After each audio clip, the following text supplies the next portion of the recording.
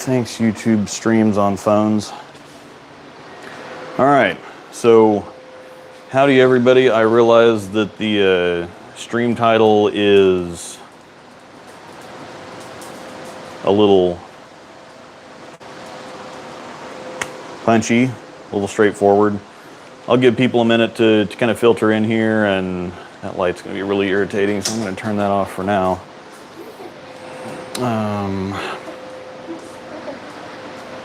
So basically what we're going to do here is I have a problem with bad plug work, and we've all seen bad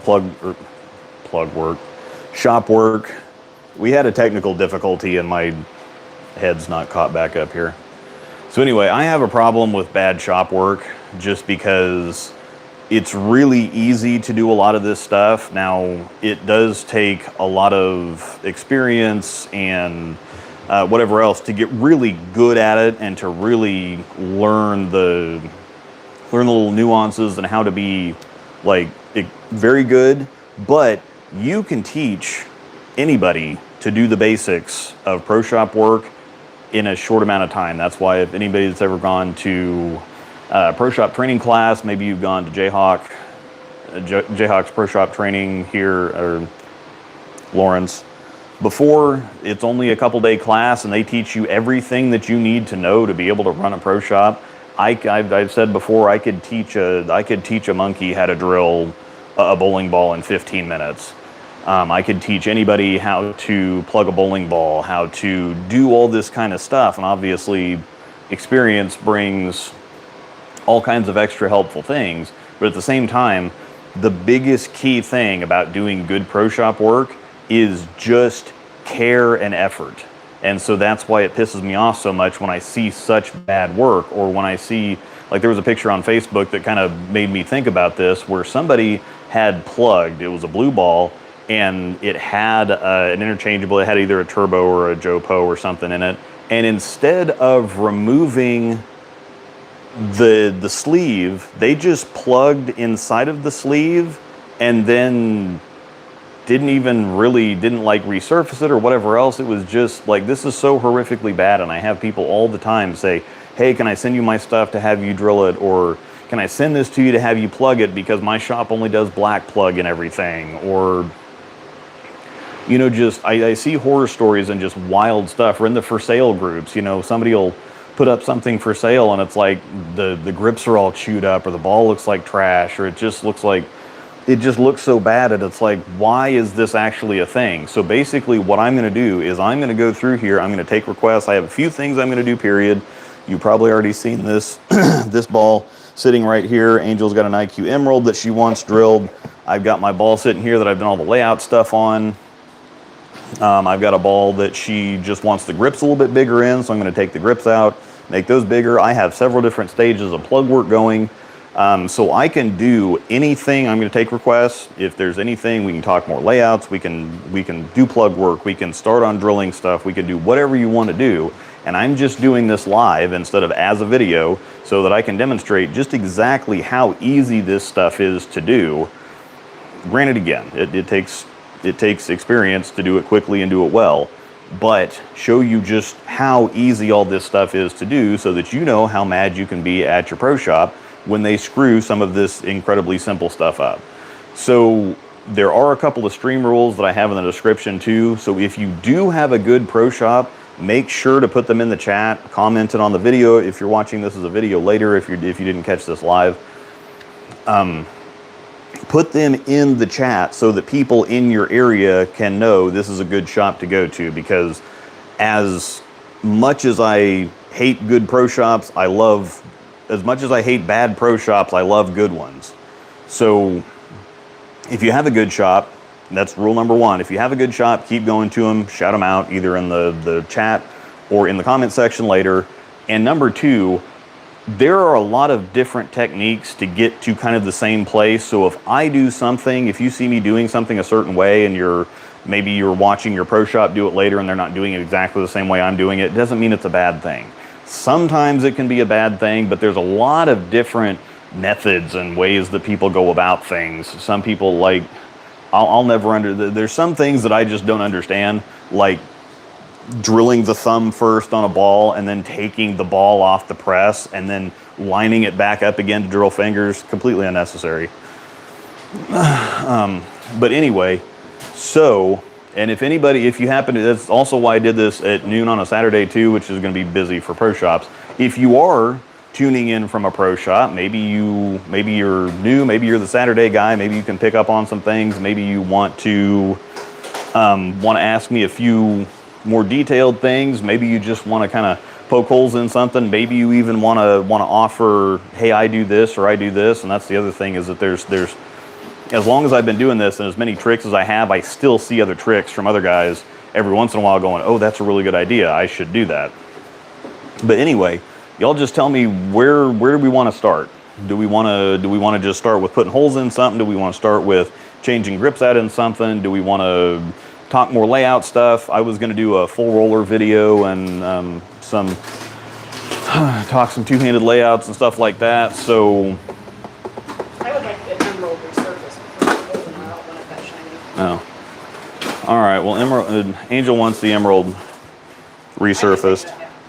So yeah, I do have a resurfacing machine. I'm not going to put my entire house on YouTube, but I have a resurfacing machine and I have some Jayhawk Diamond Dust pads that she's going to go put it on. And you'll see the resurfacing. I do have a surface rebuilding video coming in the next couple days. It's for a ball that hasn't been announced yet, that I can't talk about yet. Or I can't tell you I can talk about it. I can't tell you what it is or who makes it. But I've got a ball coming that I rebuilt the surface on before I drilled it, and so that video is going to come out, and I do have some shots from the resurfacing machine and from the spinner and all of that. So basically, while that's going, you just tell me what you want. You tell me, what do we want to start with, plugging something? Do we want to start with changing grips? Do we want to do layout stuff? Do we want to, I can even show you how to put in and how to install an interchangeable insert. I can burn a sleeve. I'm okay with that.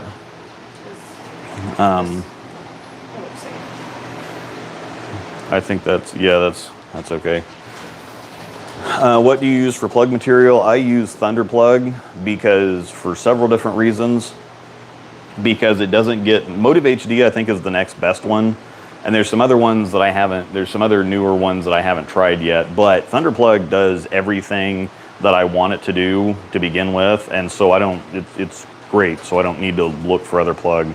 It doesn't get as hot while you're mixing it, so it doesn't start setting up as quick, so that if you have a particularly tricky color that you're working with, you can dial it in before you have to. It's like, well, some plug, it gets so hot and starts setting up so quick that you only really have a couple minutes to play with the color, and if it's not right, then you just got to pour it.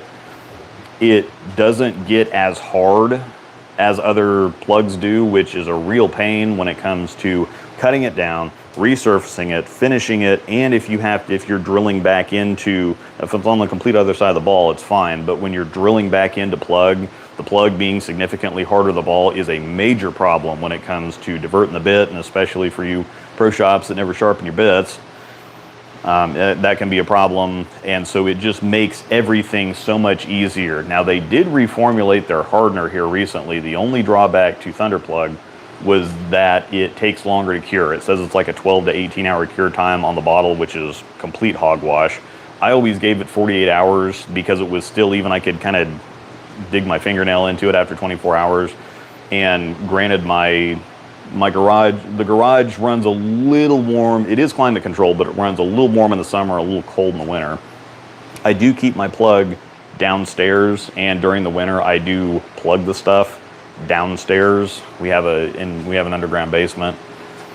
So yeah, Thunder Plug, it's super easy to mix. If you got to play with the color for a while, you can play with the color for a while.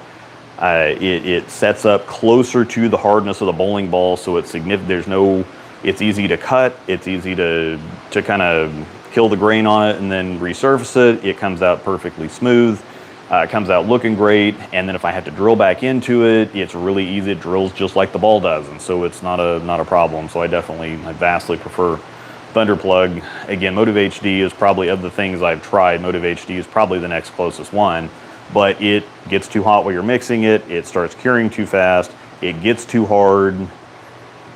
So used to crack on me, and now I would say that Motive HD is, if you're using plug cubes, which I think are an abomination, I don't use them, but they're fine to use, and I would actually recommend them with Motive HD because it does get so hot. Because those things, if you use plug cubes, they act like little heat sinks, so they draw the heat out of HD so that it doesn't, because when something gets really hot, it expands. When it gets cold, it contracts. And so it getting so hot when you mix it tends to make it crack while it's curing. But if you use plug cubes, you don't really have that problem. And if you're in a colder environment or somewhere where you just have trouble getting stuff to set up in the winter, that stuff will set up 100% of the time. So yeah. What are the advantages of scribing a ball? I think it's stupid personally. So the advantages of scribing a ball realistically are just so that if you're laying out a bunch of things and you're moving balls around, scribed lines don't come off. If you're just doing grease pencil can be rubbed off, smudged off, whatever else. Plus, a lot of shops use it to say, here, I scribe the lines on the ball, and then you, the customer, can see that they actually hit those lines. Now the problem is the lines have to be scribed in the right place to begin with, and then there's some other little things that I'll talk about when it comes to drilling a bowling ball, and why I measure the way I do, and why I write things the way that I do, and just extra little checks and balances to make sure that I get it just dead on every single time. But scribing generally is for a higher traffic environment where you just want to, if you're got a bunch of balls to drill, you scribe something there, you don't have to worry about somebody smudging the lines off or moving anything while you're, once it's scribed on there, it's good to go, and it's just proof for customers that it's like, look, I actually hit these lines. So if something feels off, it's not because I missed, basically. So can we talk about two-handed layouts later? I'm curious, like, how it's compared to the one-handed layouts. Yeah, we could even start with that if nobody has any other better ideas here. I would love to know your opinion on 2LS versus dual angle for a two-handed layout. If you're two-handed, you need to use 2LS because it's different. It's not the same thing. Angel's got this ball resurfaced here, so we might take a look at that. Just hand it to you because I'm trying to maneuver this thing. Yeah. So I'll have to, it's all on the wrists. Anyway, and I'll show you rebuild. You just want reactive scuff? Yeah, whatever. Okay. That's probably the. Or do you just want it repolished? Well, no, what was I was actually going to use the same as what the Sapphire was. If I was going to throw it with Tobias or Zach. That's Power Edge. I don't have Power Edge. I have Rough Edge, which is close. Oh, I thought we had them all. No, I haven't gotten any Power Edge yet. Oh, okay. I got Rough Edge and Smooth Edge, or whatever. Okay. Or there's Smooth Edge and Rough Edge. I don't have any Power Edge. I've still got Step 2 though. I know what I have. Got a half a bottle of Step 2. Well, I tend to like reactive What do stuff, you so I offer guess me? we could just do that because I guess that technically would be like a different. Yeah, it'll be a different look, and it'll shine up a little bit. Yeah. So yeah, let's just stick with the normal reactive stuff. Okay. So 2LS, two-handed layouts, the thing is most people think about two-handed layouts, you can't just remove the thumb. So I might just go ahead and start with that. One issue I have when changing grips is making them flush with the ball. One grip is fine, but then my ring finger grip seems to want to slide in further into the hole. Yep, I've got these that I need to take these out and make the fingers a little bit bigger. They were a little tight on her to begin with, and so I'm going to show you taking these out and putting these back in. Do you prefer traditional thumb slugs or interchangeables? I personally just use slugs, but I don't have I just have a round thumb hole with a little bit of bevel, so I don't have any trouble at all with my thumb. For people that's a little bit trickier to drill for, and I have a buddy that has a really tricky thumb that I might demo a little bit later. I actually do him instead of an oval, it's a triangle because his thumb is shaped weird. But I just drill slugs for him, and I have a system to make that work. But I would say whatever you feel like you need to go with. And again, this is why I don't necessarily like. There's a lot of people that say, oh, well, I've got a tricky thumb. And even Zach in my reviews, he puts a shitload of tape in his thumb because he just can't get a drilled thumb hole to feel right. And it's like, well, so he just drills it big and then sticks a bunch of tape in there because he's like, I just haven't ever. So that's how he kind of molds it up. And there's a lot of people. He finally agreed that he would let you try. Yeah. But there's a lot of people that also just have interchangeables, which are more expensive than putting a slug in there. And there's a lot of people that use them that don't have necessarily complicated, like Angel doesn't have anything super complicated, but there are still people with her just relatively, it's just, you drill it and she's got an oval, regular oval thumb like a lot of people do. There's nothing particularly difficult about it. But I am picky. Yeah. But if some people don't have great shops, they use interchangeables specifically because it's like, well, every thumb hole feels different. And so I just use interchangeables because my shop can't duplicate a thumb hole. So I prefer whatever works for you.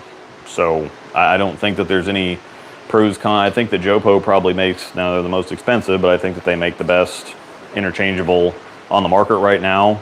Even a little too good. Like I use them lefty, but it's kind of irritating having to, but I have a round thumb hole and so I don't have the oval, and so I have to use the tool to, it's nice that they're secure, but I have to use the tool every single time I change a thumb hole. When I'm warming up, or especially when you're at a tournament and everything's going all over the place and I want to try different balls, it's like I got to keep the tool in my pocket, and then every single time I just want to change a thumb hole. I can't just, grab a different ball and throw it. I got to get the tool and I got to take this out of here and then I got to put it in the other one, and then it's just the shuffle instead of just grabbing this ball and then grabbing this ball and being good to go.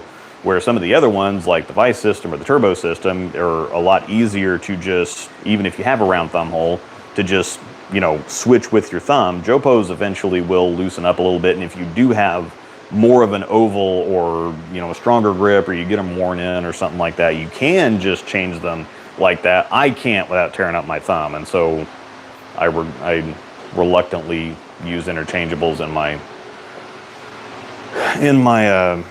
my lefty stuff, just because I've got a little bit more grip strength in my right hand, and so I can generally, sometimes I have issues with we get into the winter and my hands get cold and dry and whatever else, and I have issues kind of hanging on to stuff, and so instead of just playing with tape and playing with tape and playing with tape, I do use interchangeables lefty. But that's one of those kind of to each their own type of deals. So I worry that, let me see, G-Baby. I worry it makes the bridge and ring finger hole vulnerable if it hits the pins or machinery just right. So what was your earlier... okay, with the grips. Not really. It's gonna, a grip, anytime it hits machinery going as fast as it's going, a grip is gonna give. It's not gonna help the ball out one way, or it's not gonna help the ball out whatsoever. Down here in Louisiana with the humidity, we've had problems with some plugs rising up after being cut down. We used the KR plug forever, but they discontinued it, and we tried essentially all of them. I would say that, yeah, see, that's why I've had the opposite problem with the Thunder plug. If I plug it and then give it a day and then cut it off and finish it, I've had trouble with it. Continued, it's not quite completely cured, and so it sinks just a little bit. And so that's why I have been giving it 48 hours. Now with their new hardener, it's thinner, but it sets up, it's thinner, so it's really weird mixing it. I'm not sure I like mixing it, but then when I used it, it sets up a lot quicker, and it seems to be, it didn't crack, it seems to be just as good as the previous stuff, but it sets up better. I don't like the mixing, but that's just, as long as it sets up fine, I really don't care. There's a lot of two-handers in my area.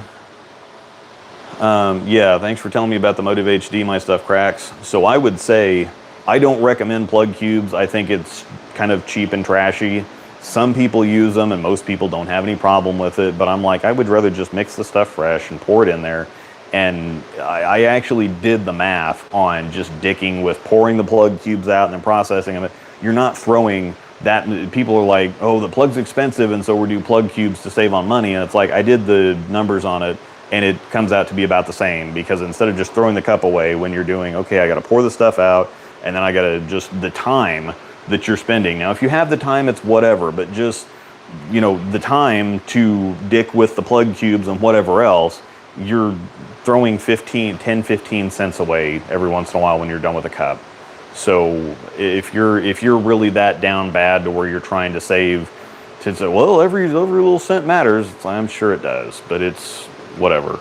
But with Motiv HD, if you use HD, I do recommend using the plug cubes, because I think that they significantly help cool it off faster, and that way it doesn't swell up so much when it gets hot, and it doesn't shrink so much. So as soon as you put a bunch of plug cubes down in there, it gets all hot when you're mixing it, you pour it in, the cubes actually pull a lot of the heat out of the stuff, and so it does its shrinking before it cures, instead of doing its shrinking while it's curing.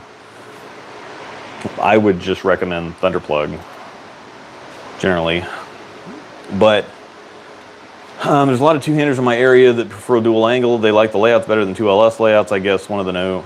Yeah, well, you have to know 2LS, because the problem with this is when we're looking at a ball with 3 finger holes on it, you can't just, a lot of it, if you're still using dual angle, people still measure to, like, they pretend that there's a thumb there, and they still measure to, like, the center of the grip. The problem is when you have fingers and thumb, well, you have drilled holes up here and you have drilled holes down here. When you're just drilling 2 fingers, drilled fingers here, drilled fingers there, that's the center of the grip. When you're just drilling 2 fingers, that's the center of the grip.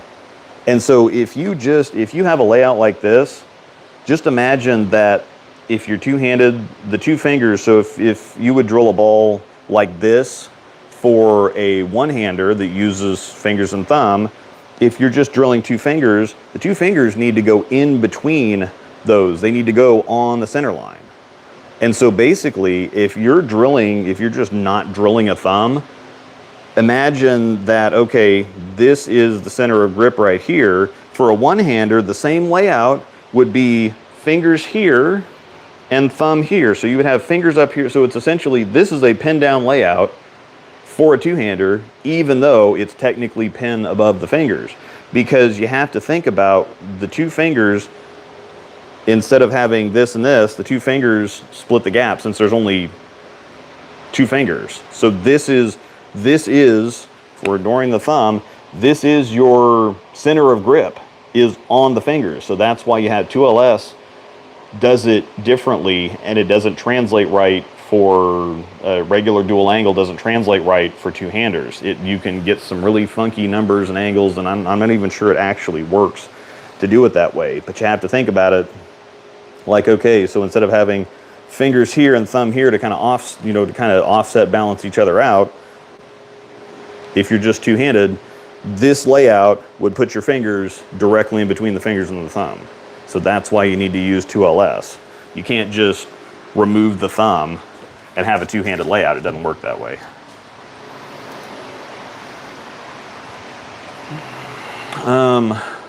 There is no such thing as, okay, when do you use offset thumbs versus thumb holes right on the center grip line? There is no such thing as an offset thumb. There's no such thing as center line transfer. There's no such thing as all these other dumbass drilling ideas, because the only thing that it has anything to do with is orientation. So most people are not going to have, if you just look at a hand, your thumb to ring finger span is going to be a little bit longer than your thumb to middle finger span the majority of the time. Very rarely do you have somebody that has the same distance measurement from thumb to both fingers.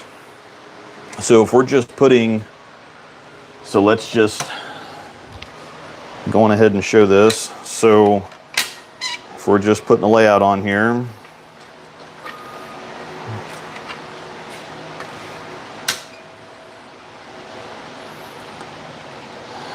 let's start with this. So it depends on orientation, what you're basing an orientation off of. So if you just have, so we've got this right here, so the fingers would go right there. If you're basing it off keeping the fingers even, So if you're basing it on starting with the fingers even, and then you're having to build the offset into the thumb because you have a longer span from your ring finger to your thumb versus your middle finger and thumb, then yeah, you're gonna have some dumb looking shit like this.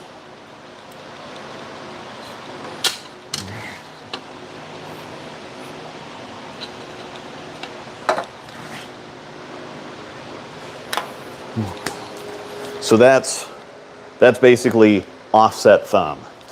However, if you just base it off of the thumb, the exact same thing can be achieved.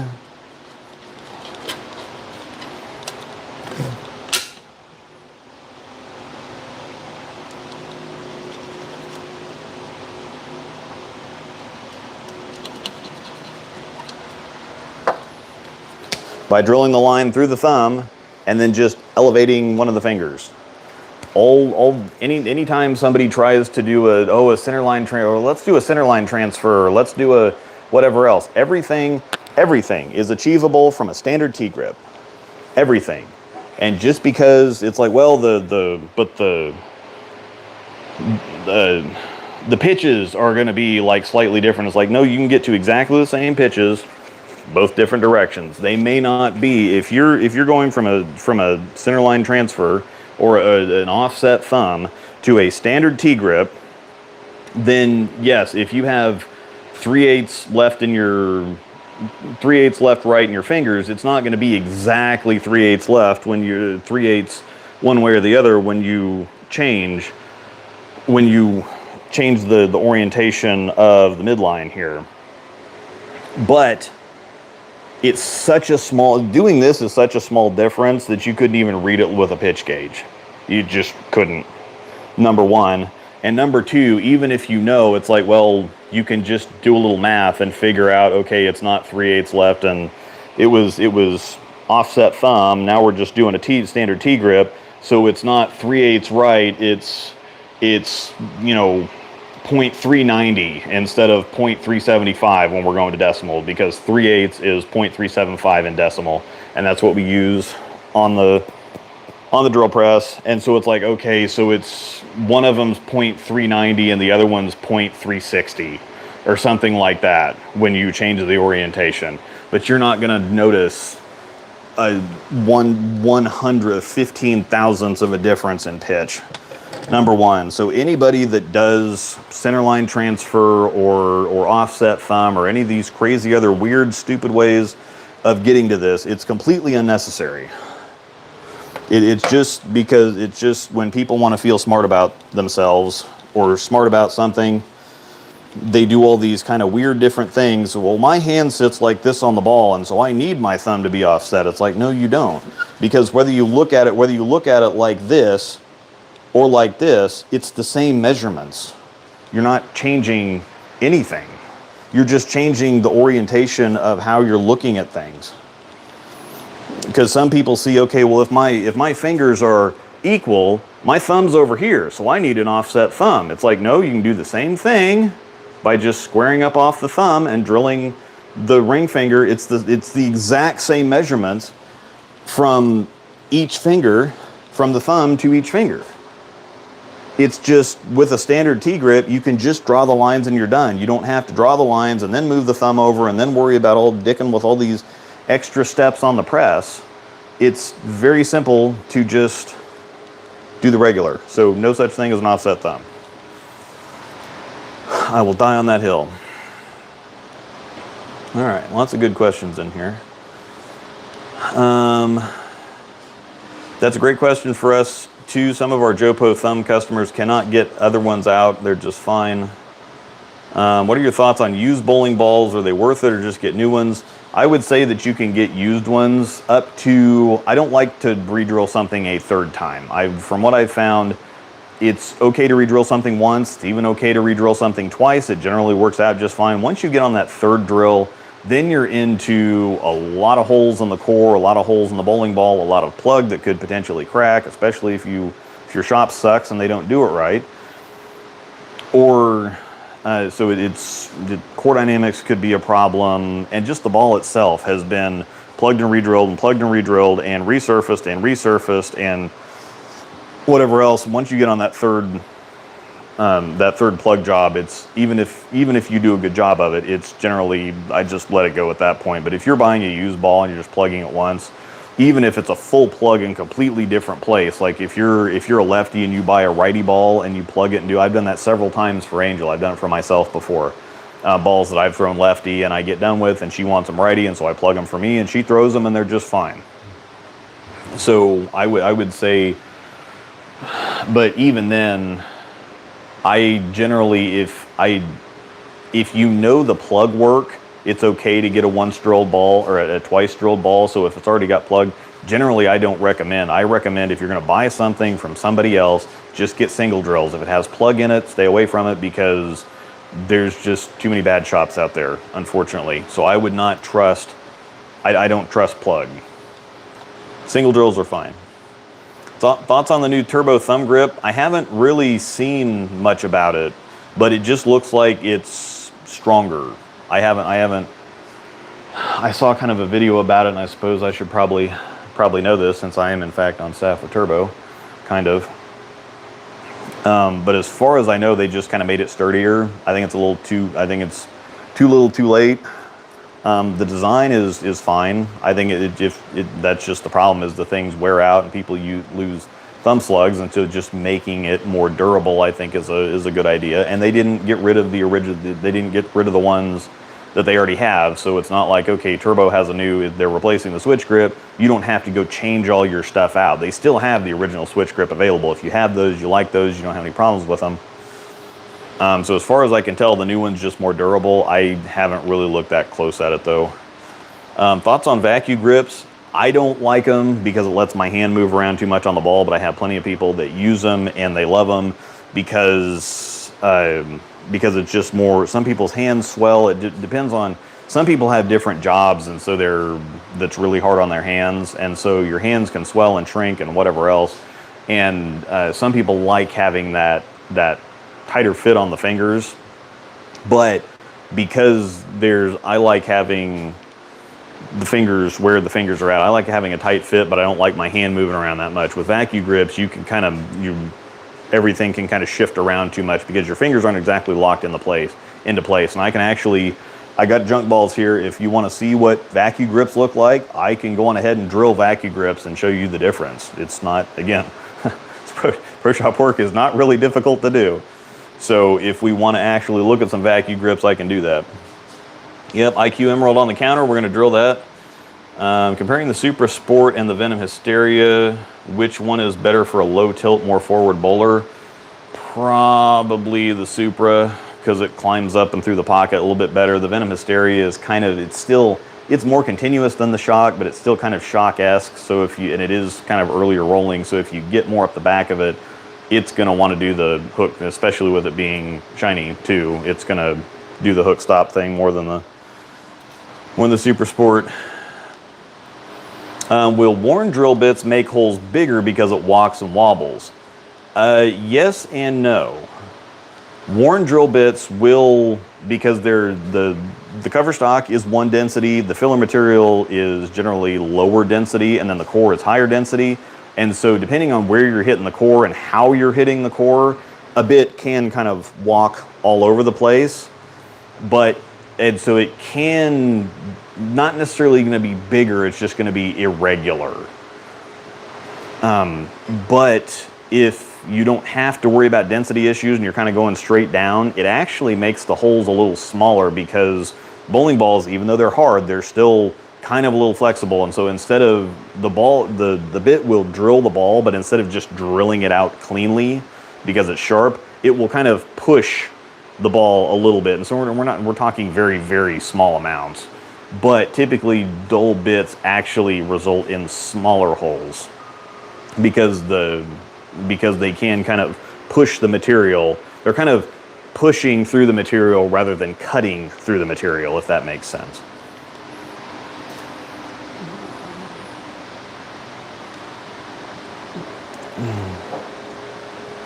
So is this Shout out to Mike and Brandy at Bowl 300, my pro shop in Arizona. Debbie and Ricky at Kyrene Lanes, they're the best. So yeah, this is another thing is people ask all the time is well, where can I find good shops in my area? And unfortunately, we don't have a good index for that. We don't have, we just don't, it's too bad we don't have like, I think you do. You could get on Google and check out like Google reviews for certain places. I don't think that they would be trustworthy. Like you can look up stuff see how many stars a restaurant has. I don't think that that's necessarily really trustworthy because people can, I don't know. I just don't think people rate pro shops on Google. So that's the one unfortunate thing. So again, if you do have good people that you go to, put them in here so we can give them credit. So this is a stream of him talking shit. Yes and no. And if you weren't here for the intro, this is basically, I have a really big problem with bad pro shop work. I don't go out of my way to talk shit on virtually anybody. Every once in a while I'll get frustrated and I'll go on a rant. Pro shops, bad pro shops, just get the stink eye though, because this is not that difficult to do. Pro shop work has to do with care and effort. If somebody is just not that good at something, I can kind of forgive that. But this stuff isn't that hard. And so if you're not doing it well, it's because you're careless and you're not putting the effort in. And that just drives me nuts when, even though pro shops don't make a whole lot of money, you may think that if you walk in and pay $300 for a bowling ball with interchangeables and grips and whatever else, it's like, my God, that was a lot of money. They're not making much on that, believe it or not. But just bad pro shop work fries me out, and those people that do shitty pro shop work deserve to be called out. They deserve to be shamed or talked about or humiliated or whatever else, because it's not something that we should tolerate. Even though they're not making a ton of money on it, you're spending a crap load of money yourself, and it's so easy to just do it right. And so if somebody doesn't do it right, I have a major problem with that. And if you don't do it right, you're pushing people away from bowling. Not only are you running a bad business, but you're pushing people away from bowling, because if every single time they get a ball drilled, the ball sucks because you don't know how to match a ball up to a bowler, or the fit sucks and so it's uncomfortable, or it gives them blisters, or it causes problems, or you put a bad layout on there and so the ball just reacts like shit. People aren't going to keep dumping hundreds and thousands of dollars into bowling and equipment and getting better and whatever else if they can't get a good pro shop to do good work for them. And so pro shops are kind of at the forefront of the industry, before you even worry about the bowling center, the bowling whatever. There's a lot of people that if they get good work done, they can kind of put up with a bad center. It's so much harder to put up with a bad pro shop than it is a bad center. So it's kind of a stream of talking shit, but it's not really a stream of talking shit, because I just want to show you the right way for all this stuff to be done so that you know how easy it is. So when a pro shop does give you shitty work and then they try to tell you, oh, well, this is expensive, or this is hard, or this is kind of difficult, or your thumb hole's kind of tricky, or whatever else, it's like, yeah, it's really, that's just an excuse. It's not that hard. So Ron Moore used to use the Collier offset for years. Back in his younger years, we drilled for him a lot of stuff around yeah, there's some, I've had some people that it's like, well, I have an offset thumb, or I do center line transfer or something like that. And it's like, if people get used to it that way, I will, especially if depending on how far off it is or whatever else. I learned that stuff back when, but I'm like, I can get the exact, but because I was getting into it, it's like, oh, well, I know how to do this drilling technique and this drilling technique. And then I kind of looked at it and I'm like, well, this is just complicating what's otherwise a simple process. So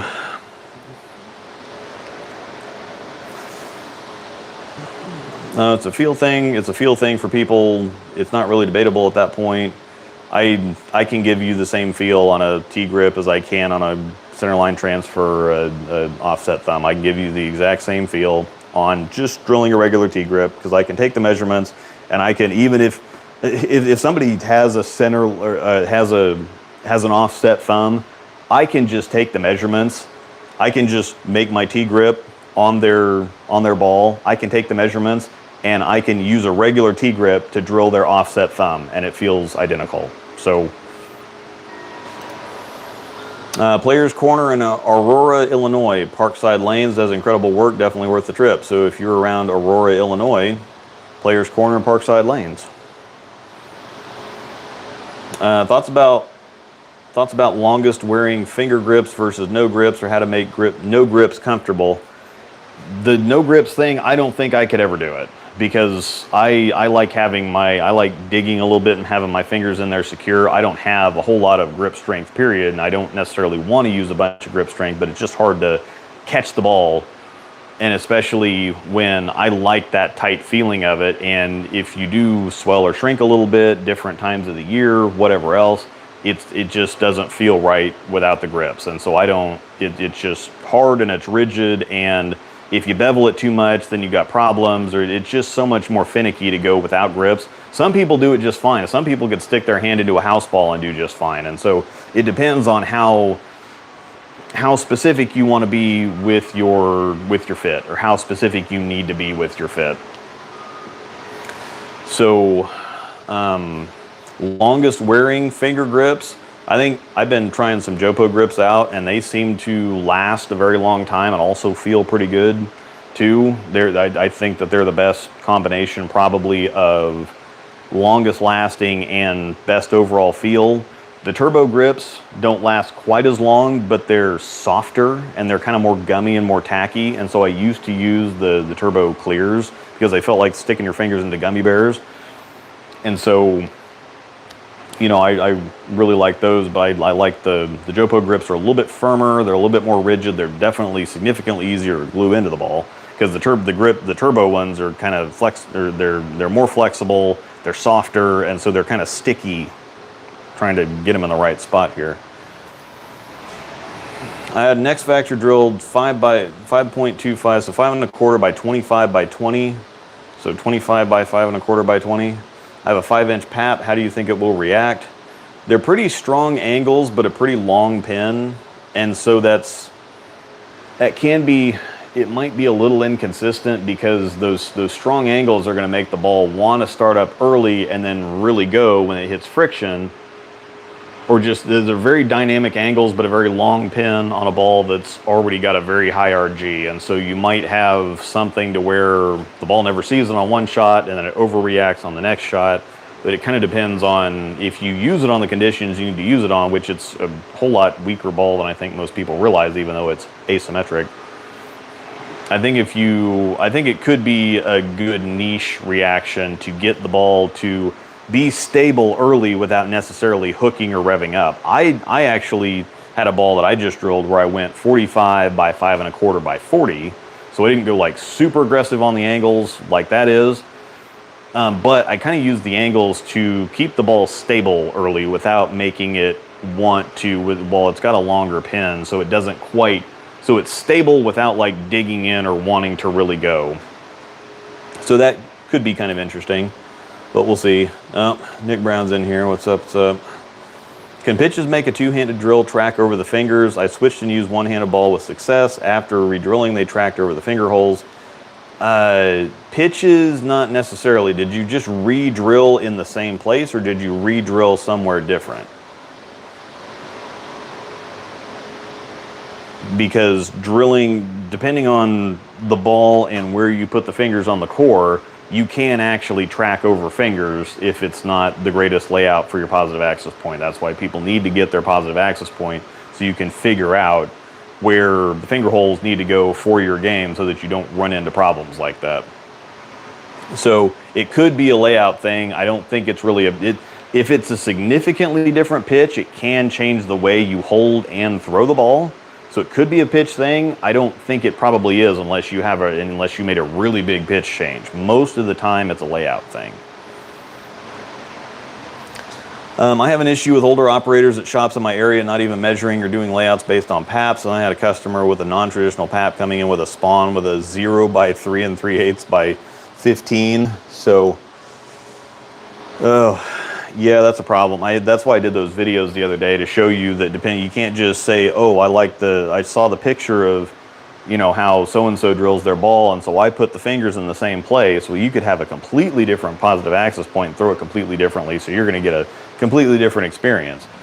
I generally, however, did not get positive access points for people under like a 150-ish, 160-ish average, because the thing that you'll find out when you go to try to take PAPs from people that have that kind of a lower average, they're not consistent with their release at all. And so one time they'll have this positive access point, and then you measure it the next time and it's completely different. And the time after that, it's completely different. So realistically, I try to just put a safe I try to watch them bowl, see where the track ends up most of the time, try to kind of get something in the middle and then give them a safe layout while they're still learning, something that's not gonna, because like if they're all the way from 5 over and an inch up to 3 over and an inch down, you're just trying to hope to shoot the gap to give them something safe and neutral so that you're not going to be able to engineer a layout for somebody that can't throw it the same way twice. So it is important enough to know, okay, well, I'm going to put this in a safe, neutral location so that we don't have any issues with tracking over fingers or whatever else. You need to know where the track is, where they're tracking at the very least, even if you don't say, oh, okay, well, you're 5 over and 1 up on the high end and 3 over and 1 down on the low end, so I'm just going to call you 4 over and 0. It doesn't work like that. That's kind of, I try to shoot that gap, but you can't just say, oh, well, your PAP is 4 over and 0, because this is the high end, this is the low end. It doesn't really work like that. Shout out to Charles Brooks at No Joke Bowling, the Box Pro Shop, Murfreesboro, Tennessee. He does great work. I learn a lot from him. So if you're around Murfreesboro, I'm gonna skip the ball questions for the moment. I need to actually do something. I've been talking for 45 minutes here and haven't actually done a damn thing. Appreciate the questions though. What do you think about vacuum grips? I talked about them a little bit earlier. Maybe so there's a couple of questions about vacuum grips, so I'll just go on ahead and I've got a ball I can stick fingers into, so I'm just gonna go on ahead and drill. I'm gonna use a junk ball and just drill vacuum grips so I can show them off to everybody and so I can actually do something here.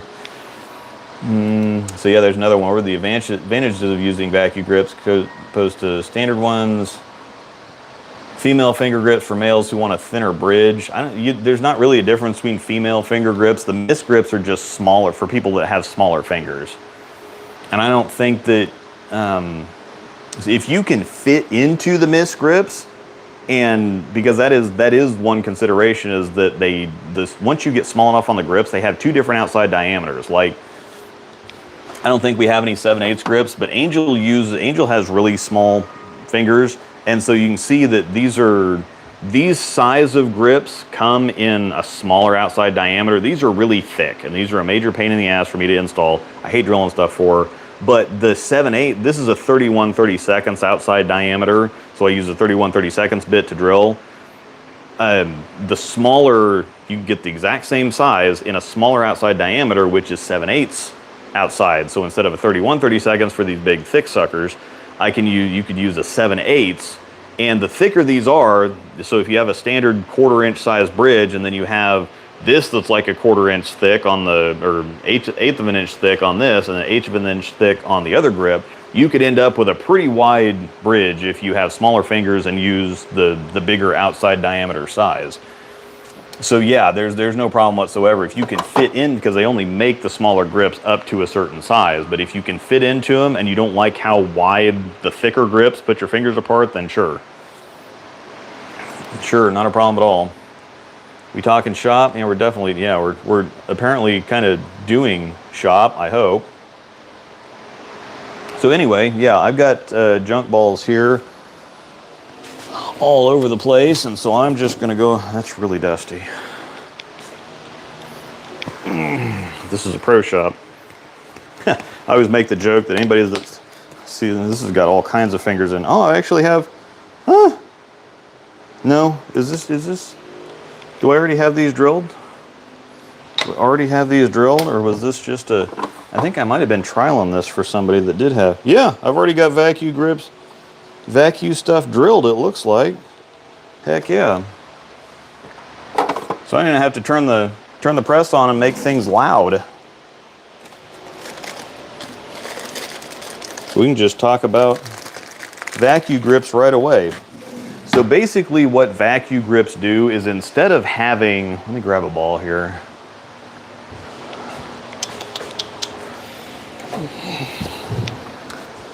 I'll show off the pretty new Fury. So basically, this is just regular. And so the grips, I like my grips to fit kind of snug-ish. And so you can see that the grips, they fit snug. There's not a whole lot of movement, whatever else. But if your fingers swell or shrink, then you could have trouble getting your fingers into the hole or have trouble hanging onto the ball. And so vacuum grips gives you more flexibility. So basically you just start with a larger bit and then you go down, you drill like an inch and a half down or something, and then you go to the regular grip size bit. So, and these are my same size grips, upside down. But I was gonna say, I like to say, with, if anybody's ever seen Zoolander, he goes down the mines and says he gets the black lung. Pro shop people get the white lung. So anyway, so you can see how this is different now. The outsides of the hole are bigger, and so there's more room. So basically you just glue the bottoms of these grips to the bottom of the holes, and then you have the flex room to where, if, like, this is my ring finger grip, I can get my middle finger in there if I need to. In this other ball, without the vacuum grips, there's no prayer. Like, it's just, if my finger swells up, see, I can't even, this is the same size grip, but hopefully you can see that. I can kind of get the tip of my finger in there, but I can't really, I'm having problems like that. So these basically kind of suction cup themselves onto your fingers. And so, but my problem is, you know, you see how much movement there is. I can just move my hand all over the place, and I like having my hand more secure. And the other problem is too, that people can really tend to dig in, and that can cause all kinds of problems with your span and whatever else. And so personally for me, they don't work. But if you have issues with arthritis, that's another thing, is that sometimes conventional grips just don't fit your fingers. Sometimes you might have arthritis, you might have a knot on a finger or something else, and it's just like, I can't get one to fit right without having to do like really crazy tricky stuff. And so vacuum grips are a perfectly reasonable alternative if you want to try them. And it's pretty easy to go back to just regular grips. You have to, the one thing is too, that if you just have the regular fingers drilled, you can convert to vacuum grips without having to do anything extra. All you have to do is just drill the hole a little bit bigger. Now to keep your same span, you can't just center the bigger bit. You have to put the leading edge, or you have to put the front edge of the bit on the front edge of the existing hole and kind of drill the back of the hole out to keep the same span. But a regular ball can be converted into Jopo grips if you're into vacuum grips, into vacuums, if you want to try them out. And then if you go back, if you're like, oh, okay, I don't like it, it's just plugging fingers, and it's just pitch plugging them and re-drilling them. You don't even have to like full plug and re-drill them.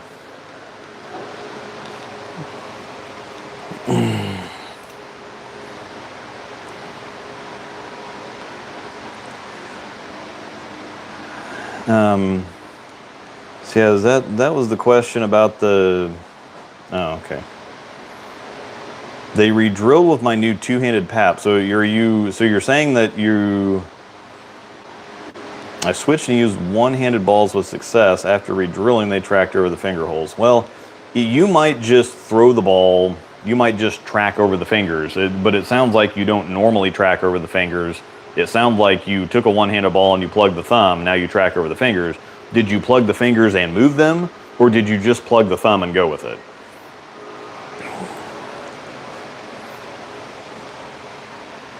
I'm not a fan of vacuum grips. My dad loves them. Yeah, they don't work out for me at all, because it just, again, it lets my hand just go all over the place versus when I just put it in there, it's just secure. There's not any, I know you probably can't see that from there, but James, you've seen him, he hasn't been on the channel for a while, but Shimwrecker, he uses vacuum grips and he loves them. They work out perfectly for him. For me, I really don't. I've tried them before. I just really don't like the feel. They let my hand's not secure. It lets my hand wander all over the place. I don't feel like I'm secure or anchored in the fingers. It feels like they're just kind of floating there. I drive from mid-Missouri to Total Bowling Gear in Overland Park. Yeah, Jeff. Yeah, Jeff and Mark, they're great. If you're anywhere in the Kansas City area, Total Bowling Gear, it's a great place to go. Always found it counterintuitive that low track, higher tilt bowlers needing longer pin to pap and higher valve angles.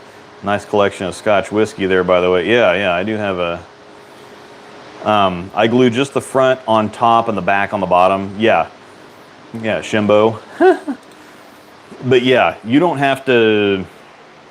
So for the vacuum grips, you do need to glue in the front at the top. Some people glue some people glue side to side, some people glue front and back at the bottom of the grip, but you really just need to keep the grip in there, and it doesn't really take a whole lot of glue. That's the other thing that pisses me off is people using way too much glue. But so anyway, I've been rambling for an hour now. We got through some questions and stuff. Max Thrill Hybrid for low tilt forward rollers. Not forward rollers, it's kind of a tumbly directional kind of ball. I would probably go with, if you're looking at something down there, might actually go for that new, the Emerald Black Fury. Those are pretty continuous. Or you might look at I don't know, does the Max Thrill Pearl, is that still a thing? So anyway, I'm gonna start doing some stuff here. Angel wants a ball drilled, put this away. I got some plug work to do.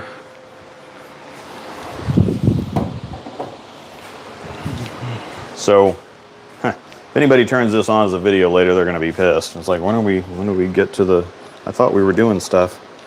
We are doing stuff. So,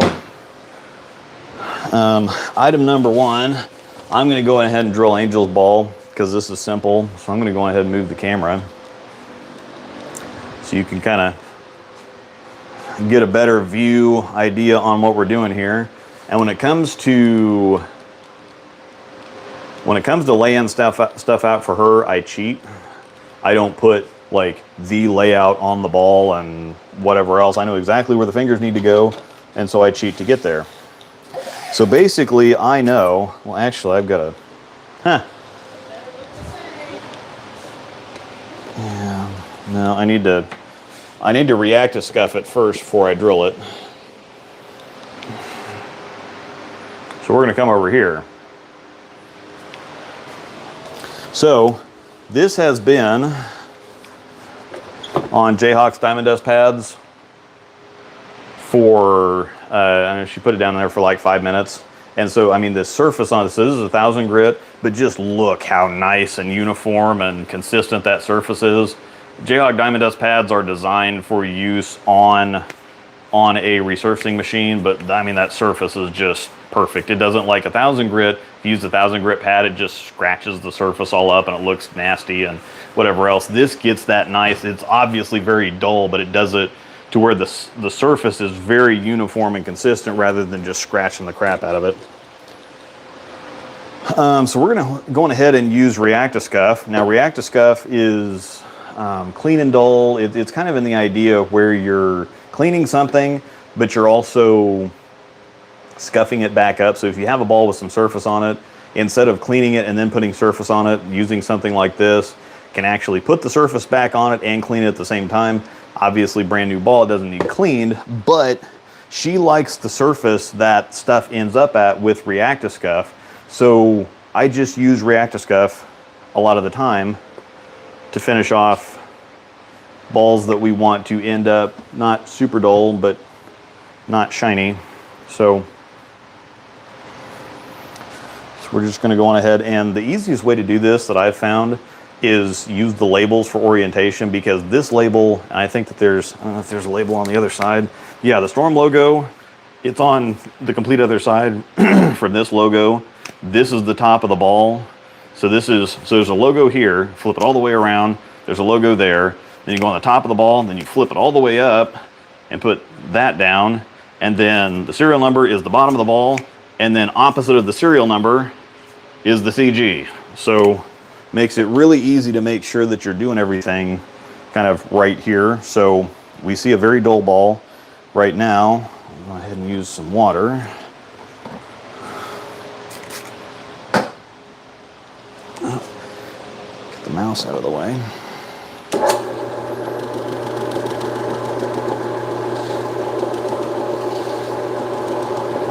And I'm not applying a whole lot of pressure here.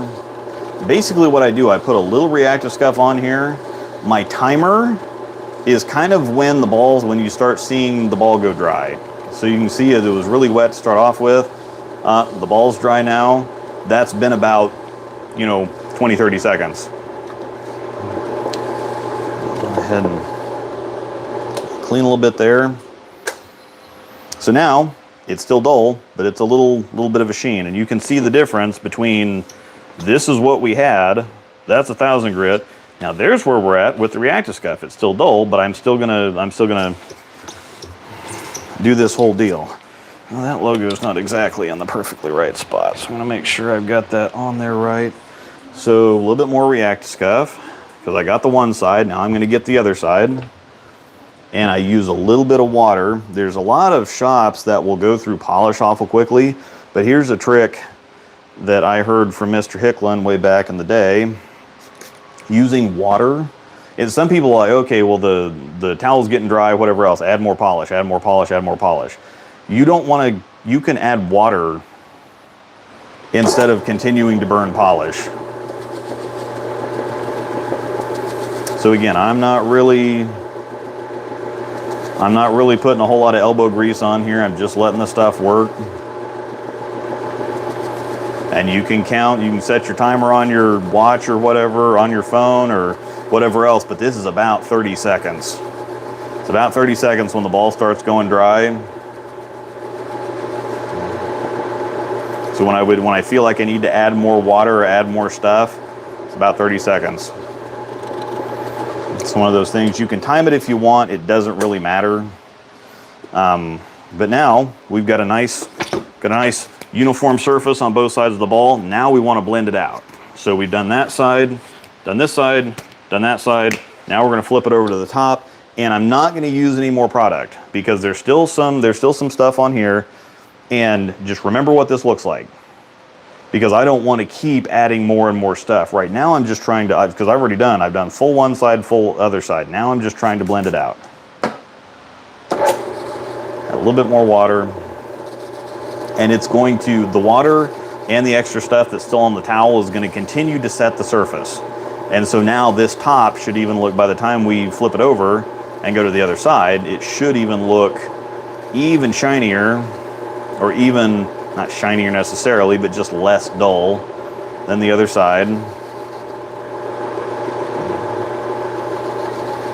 And I know spinners are more expensive than they used to be, but they can really be the best way to, they're $300 or $400 now. They didn't used to be that expensive, but next time you think about buying a bowling ball, a spinner is probably one of the better uses of money that you can get.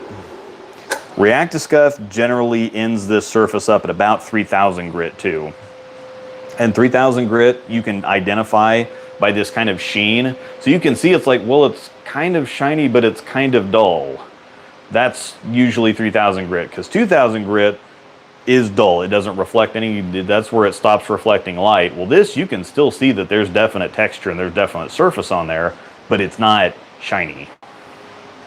So now we're gonna go ahead and flip over to the bottom. And so you see that's even still, we just got done with that.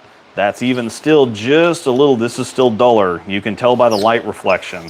So this is reflecting more light here, and that just reflects even just a little bit less. So we're gonna go ahead and flip completely over to the bottom of the ball. A little bit more water. Once again, even lighter touch, because I'm just at this point, like I said, we've gotten the surface that we want on there already. Now we're just trying, we've set the surface. Now we're just kind of trying to blend everything. Kind of a light touch, just water. Just let the thing do its job. I think no matter what you're doing, you don't need, even if you're trying to get 500 grit on the ball, you don't need to hold your hand down and like really mash it. Just let the thing do the work.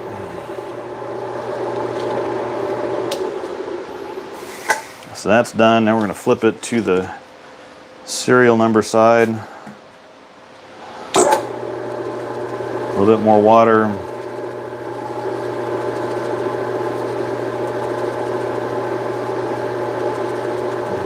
Easy touch. I mean, what are you talking about, bro? Just let the spinner's doing the work for you. You don't have to really do anything extra. So run out of water. Again, it's about another 20, 30 seconds. Flip it back over to the top.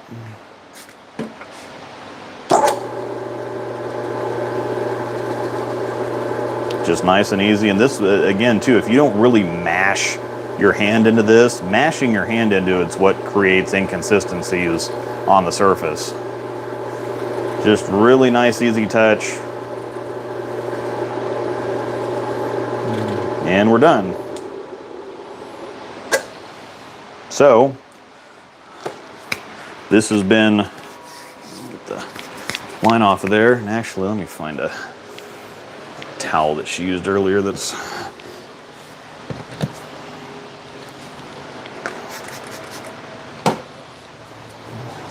get the dust off of here.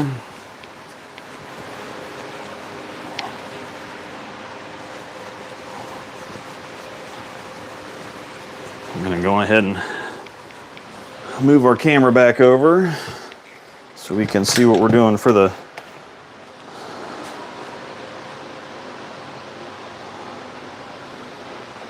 Angel really does want the new Sapphire. So that's, she's loved the IQ Tour Pro. This specifically, the Emerald, is one of her favorites ever. And so she wants this one to kind of compare, get an idea, because since this one came out, there's been a hardness bump and they don't use Step 2 anymore. They don't use Reactagloss anymore. So there's a different finishing compound on there. The cover's been buffed. And so it's kind of technically the same cover core combo on paper. But what do the spinners usually go for now? Yeah, it's $300-400. Unfortunately, I think this one's a half horsepower Innovative, I believe. I would have to flip it up somewhere. Yeah, it's an Innovative. Innovative, and the that's on the other side. I think it's a half horsepower, which is perfect. But just look how good this surface looks now. Even though I put it on a resurfacing machine, I did it on the spinner, but normally when you do it on a spinner, you see the track lines or you see the grain lines. There's really not much here. This just looks like a nice uniform surface that's got a little bit of surface on it. It's not dull, but it's not shiny. So even though React-A-Scuff is kind of more too clean,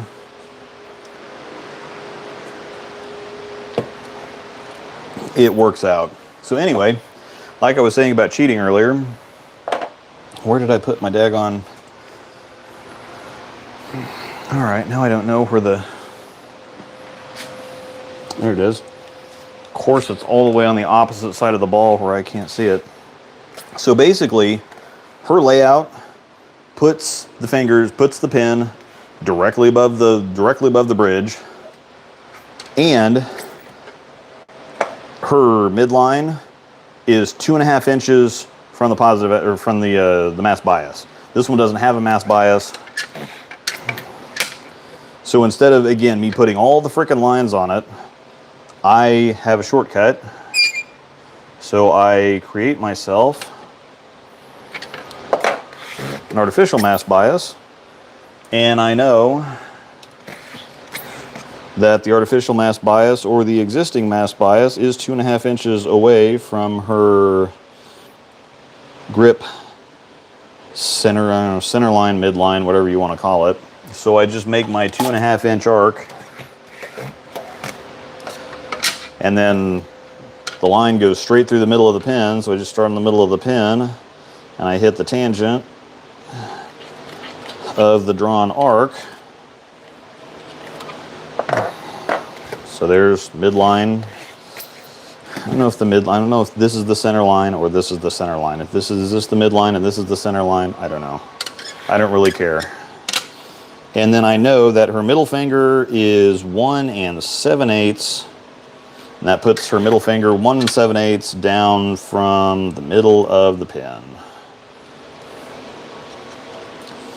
Draw that line right there, and I've got this perfectly calibrated. I don't even have to measure this because I've done this 8 million times. Exactly what that needs to look like to get her, because her left finger, her middle finger to thumb span is 3 15/16. I do full span because sometimes grips are malformed or oddly formed, and so the spans can actually end up longer or shorter depending on grip type, and if the grips are formed weird or something. So I have to dig into my, oh no, got one right there. So anyway, that's how I cheat on putting her layout on the ball. Very simple. So I don't have to put all the lines and or do all the lines and the arcs and back trace everything, because I know I have the measurements on where that stuff actually needs to go. What are we talking about, Buckham? So then she likes to match her, oh, I was showing you the wrong grip earlier. That was one of my grips. These are the thick suckers. These are the ones that are really hard to install. And mine are thick enough. But she uses a clear for her ring finger, and then I need to figure out what she actually wants in her middle finger. What do we think? Because what she likes to do is she likes to match the slug to the color of the logos, but the logos are gold, so I don't know if she wants a yellow slug or an orange slug. And depending on what we do here, I'll probably put the opposite. What? I can't hear you. Green or white? Green or white for what? The slug? Or the grip? It's gold. That's what I was literally just talking about. Do you want yellow or orange for the slug? Okay, so then it's yellow. All right. So we're doing yellow. Okay. Yeah, I've got a green one in there. So what do we think? So because the slug's going to be yellow, we'll have either green or white for the middle grip, and then that grip always gets a clear. So what do we like? Do we like the what do we like here for the middle finger grip? Are we going green or are we going white? So green and clear or white and clear? Green and clear, white and clear. What do we think? 370 is the third horsepower, not that one is 370 on Buddies, or that's the third horsepower, not the half. It's just more expensive. Speaking of PSO, it's nice to see how you don't need a bucket and not make a mess if you do things right with the spinner. Yeah, that's the other thing. Like, I don't have, again, I will show you, this is around the spinner. I don't have to have anything around the spinner, and I don't have splatter and crap all over the place because I know how to use the spinner. Oh, there is some splatter on the walls, but somebody else was over here doing this the other day. So yeah, see, I need to clean that off now. But still, there's little specks on there instead of like some shops you see they have to have it in a whole frickin' bucket thing or whatever. White for contrast, white looks better, we're going white. The great Oz has spoken. All right, so put the green one back. I do a few things here that other shops, these are little tricks of the trade that you kind of learn, but the turbos have different, like they've got, she uses the regular ovals, but they have the power on the other side, I cut that end off because your finger only goes in so far. I mean, we're talking like half the grip there maybe. And it just makes it significantly easier to get the grips in there and set them right for gluing the shorter the grip is. So I don't need this end on there, so I'm going to cut off they've even got nice little grooves there, which are actually glue reservoirs, believe it or not. So they have these little rings. They have these little rings on the outside. I think these are actually little glue reservoirs, so if you glue up, the glue can actually, instead of, the glue, if you use too much, it's just going to go all over the place, but this actually gives the glue somewhere to go, and it kind of stops the glue from getting up all the way around the top. However, this is also a nice guide to just going ahead and cut the end off that we don't need. So I cut those off. I made the grip shorter. Those are going to go right there. Slug. A couple things that I do is it's not necessarily smooth or it's not necessarily shiny, but it is kind of smoother. And so I will go on ahead and take a disc, one of the disc sanding pads, an old one that I don't use anymore. I will actually take that and I will rough up the outside of the slug to give the glue something more to adhere to, because they're actually, like, this is an inch, and you can see, hopefully you can see it says 1.25 inches there, 1.25 inch slug. These normally go in kind of firm, so you got to drive them in there most of the time. And some people actually will. This is the other thing, is I don't understand drilling thumb first and then taking the ball off the press, hammering the slug in, then laying the rest of the thing out, and then trying to line it back up on the press and then remeasure. It's an awful lot of work that people do for not a whole lot of reason. So anyway, so got that all roughed up. But anyway, I have an oversized 1.25 inch bit, which 1.25 inch in decimal is 1.25. I have a 1.255 bit that is actually a little oversized, so I don't have, so that it doesn't fit so hard. It goes in there, tightly, but I can install it by hand, and roughing this up gives a little bit of texture to help the glue grab onto it a little bit better than a smooth surface. There's one more thing that I do too. This is going to get loud for a second, so I will take my mic off and put it somewhere. Put it down.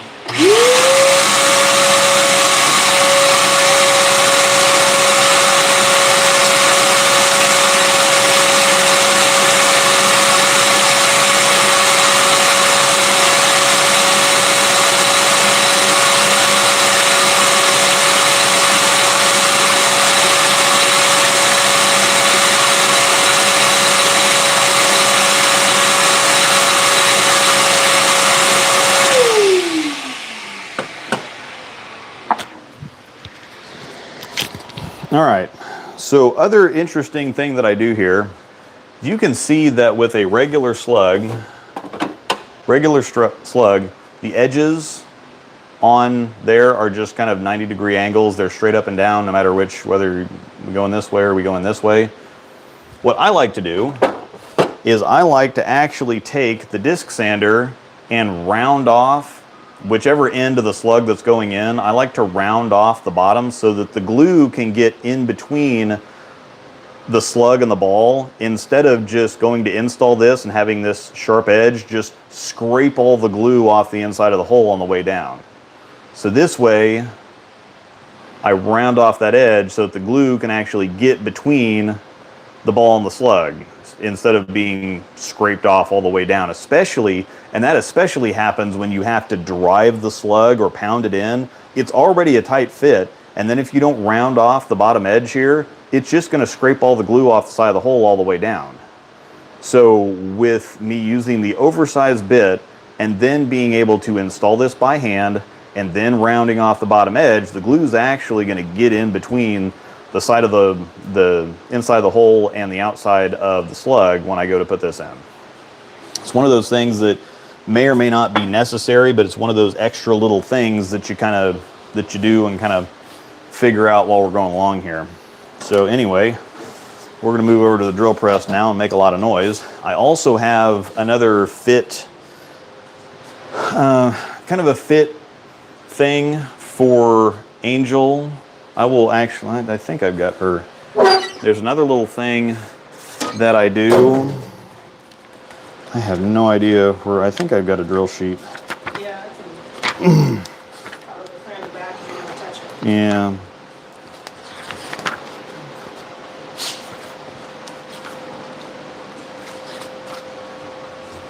Just get it out to show, okay, that's nice and clean and everything.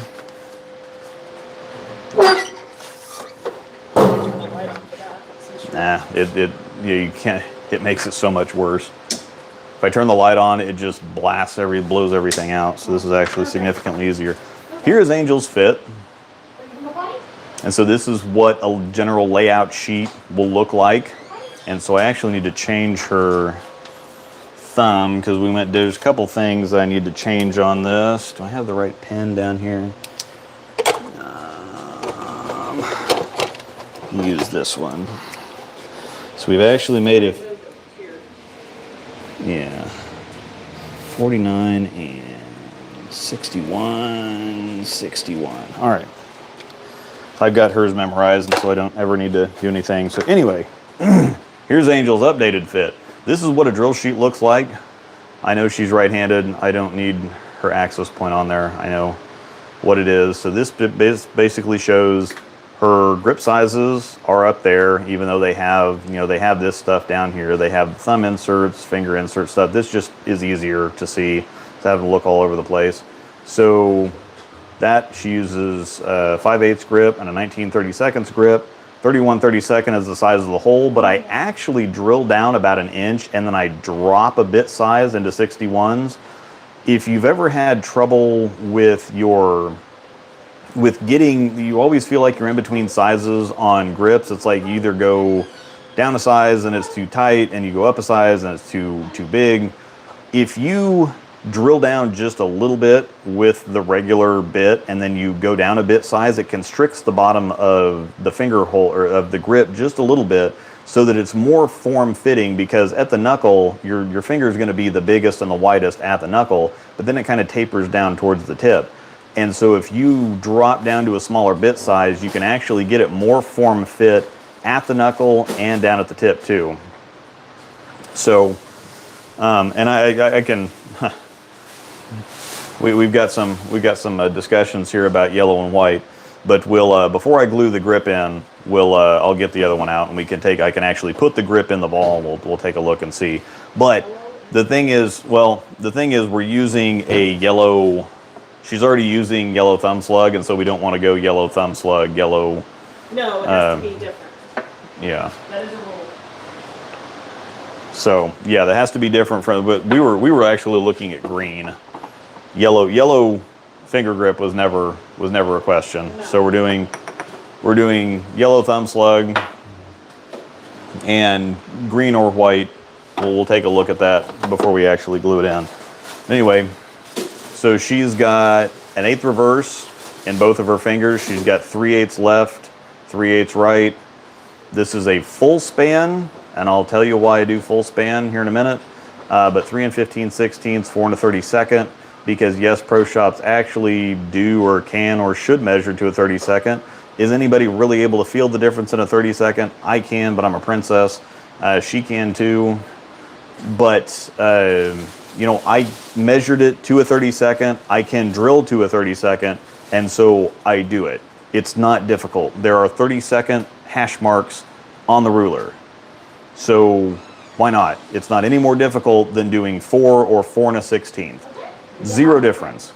And then she recently dropped down, because she's old, so she dropped down to a 49 bit for her thumb, and then she's got a 45-degree oval angle, which tells us whether are we drilling the angle that way, are we drilling the angle this way, or are we drilling it straight down. So she's got just a straight up right in the middle. Most people have 45-degree oval, 45-degree oval angles, and then the width is 090. That just means how wide. So is it a small oval? Is it a bigger oval? Is it a really wide oval? 090 is kind of it's a few cuts. You don't want to make a cut of anything bigger than 033 at a time. And so this will end up being 3 cuts to get that total width. but that's what her drill sheet looks like. Bobby Bear, late for this video and at the beginning. Chris Acaro at Swamp Fox Lanes. I think there was another one in there too. Chasing 300 Pro Shop, Conroe, Texas. That's another one I need to shout out. Kegler's Pro Shop, Tamaqua and Pottsville, Pennsylvania. Sports Medley Pro Shop, Scranton, PA. Did you make that drill sheet? No, we just downloaded it. She just found it on Google or something. So it's just a kind of your standard drill sheet. So anyway, I'm going to go on ahead and put that over here on the drill press. And we're going to move the drill press and make a lot of noise. But I'm going to show you what I mean about the finger kind of fitting system. So these stay here. Thumb slug stays here. Put the ball on the press. And so I'm going to kind of show you both. I'm going to show you what I'm doing with the ball, but also show you what I'm doing with the pitches. And again, show you how easy this is. It looks like there's a lot of little things that I do that you don't necessarily have to cut the bottom off the grips. You don't have to rough up the side of the slug. You don't have to, groove off or round off the edge on the bottom of the slug. There's a lot of things you don't necessarily have to do. They're just little quality of life things that I think that improve the overall experience. So basically, I'm not going to take this ball off. I drill fingers first and then I drill the thumb. Somebody who drills the thumb, if you're drilling thumb first and then fingers later, you can miss twice. If you're drilling fingers first, then you can, if you are not like perfectly on once you get the grips in there, you can move the thumb around just a little bit. So I think it's a whole lot easier to just go fingers first, then drill the thumb. I don't know why you would ever teach anybody thumb first, especially not thumb first and then take the ball off the damn press. And people just want to make things so much harder than they actually are, and I don't understand it. So anyway, we put the bit in. This is the 31/32 bit that I'm going to start with, and then basically I just kind of rock this back and forth. Not all drill presses have this. If you have a vacuum system, you're not going to have a cage or a cradle like this to where you're able to move things back and forth. You kind of have to eyeball it a little bit. This is just, again, this is why I don't need this drill press, but I wanted it because that's what I use at the pro shop. This is what I knew, this is what I really liked, and I didn't want to still pay several $1,000s for something less and then fight with it and be mad at it the whole time. So I just ponied up, I got the thing that I wanted, and so now this is all lined up. So I know that this is lined up with the center line, midline, whatever you want to call it. So everything's orientated well. I'm going to go ahead and move this up. So we're going to go 375. And so the ball, to get a left pitch in the ball moves this way. So if the ball moves this way, then the drill bit goes further down. It goes further down on this side. If this is 0, if we're just drilling straight down, this moving over and drill, we don't turn the ball at all. We move the ball. So by moving the ball, now the bit is not going straight down into the core, which would be 0 pitch. It's going this way. So instead of it going straight down, we're like off to the side here. So instead, if you've got 0 pitch, if you move the ball, 0 pitch is always pointing straight at the core. So by moving the ball, we're doing this. So the hole is still going straight down. It's just not going straight down at the core. So that's how we get the pitch in the ball. I'm going to move the outside edge just a little. I like to go just a hair bit bigger on the bridge. I make the bridge with the back spine of the ProSect. I just make a line on either side because this is 1/4 inch wide, and that's what you want for a bridge size. So I just go either side of that, but I like to add just a little bit more cushion. So got that there. Then I will move the leading edge to the front, to the top side. I have grease pencil lines, and this is not a hit it somewhere in the line. It is on the outside of the line. So I'm not drilling to hit somewhere in the line or just this side of the line, or I'm trying to hit this side of the line. So I want the edge of the bit to hit this side of the line, and I want it to hit just a little bit on this side. So my bridge is going to be just a little bit wider, but I want the leading edge of this bit to just hit absolutely right on the outside edge of these lines. That looks like that's pretty good. I was talking and forgot to set my reverse pitch. So again, it works the same way. Reverse goes away from the center of the ball, and it's an opposite direction for each. So reverse is fingers going away from the center of the core. Forward is fingers going more under towards your palm. So the reverse is away from the palm. Forward is towards the palm. Same deal with the thumb. The thumb, this is forward, this is reverse. So just a little bit of reverse in the fingers, and she's actually got 0 in the thumb. So I'm gonna line this back up. So we've got an 1/8 reverse in the fingers, 3/8 left. Loud noises.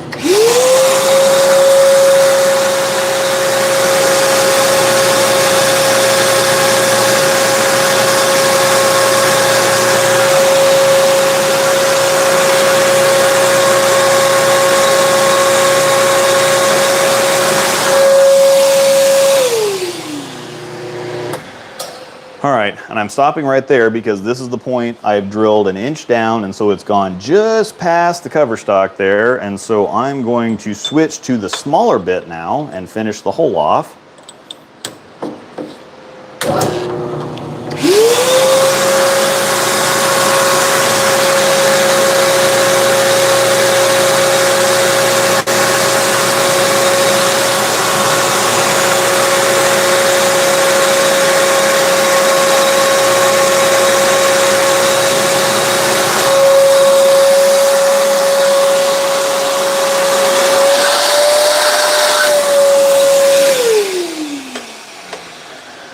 Other bit goes back in.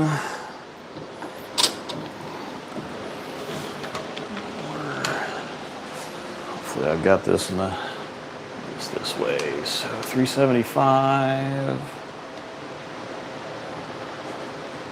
Right there. Clamp those back in.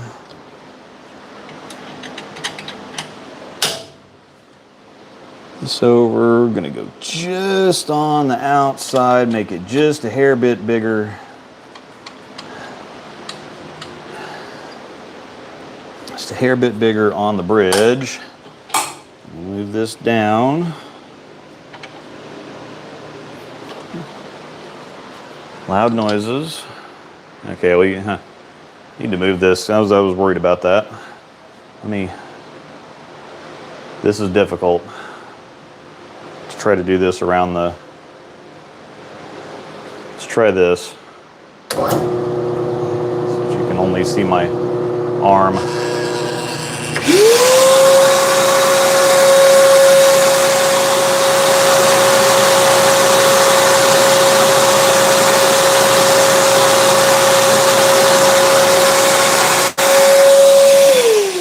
This is another little trick. If you want to really make sure that you get your lines absolutely dead ass lined up, drill down until you've almost got down to the outside edge of the bit. Because you can only get it so close to the ball before you actually start drilling into the ball. This way, you can get all the way down.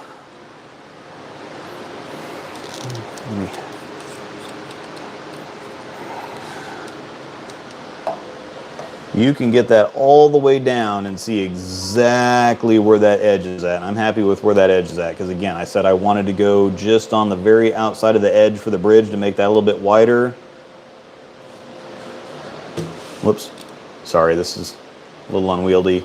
That front edge of that is on the outside edge of the line exactly where I want it. Whoops.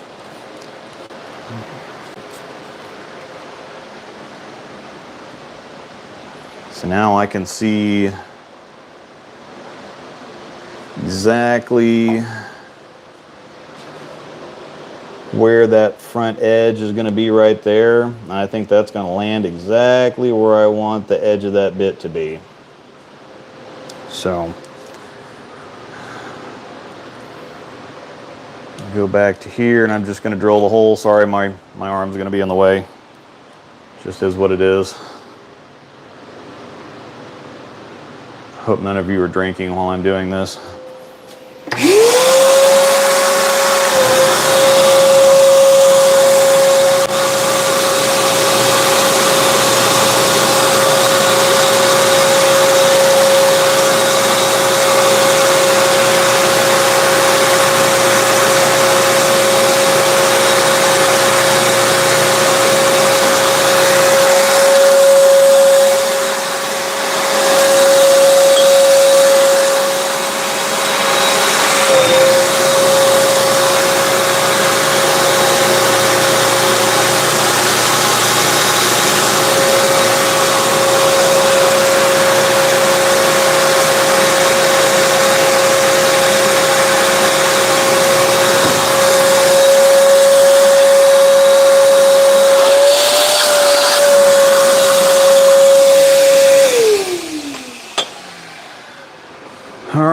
Back in. Why is it so difficult again for pro shops to hit lines? Please somebody tell me why pro shops can't hit lines. I mean, I understand if they can't put the lines, I don't really understand, but I can't, you know, why can't they, if they don't put the lines in the right place, they can't hit them right. But what is difficult here? I'm confused. So now we're going to put the grips in and measure. Sometimes, like I said, the grips are a little misshapen, misformed. So if you just go cut to cut, so cut to cut is just basically the inside. If I was measuring cut to cut, then I would be measuring from the grip hole to the where I actually drill for the thumb slug. But since I'm going full span, I'm going to put the grips in there. And this is always a little, because I swap down to that smaller bit, this is always a little difficult to get these in here. A little trick for that is if you're going to do something like this, find some dust somewhere. There's always dust all over the pro shop, and we can clean these off later. These are, the outsides of these are really tacky, so if I find a little bit of dust on the outside of the grip, makes it a little bit smoother, more slippery. So this actually, especially these clear grips, you got to get these good and dusted up to at least get them in the hole. And again, I will clean them off later. So to make sure to account for any irregularities in the grips or anything else, I measure full span the entire time. That way it's also easier when you take measurements off a ball that's already drilled. If you don't have somebody's drill sheet for it and you go to take measurements off of a ball that's already drilled, you can only take full span measurements. You have to eyeball everything else.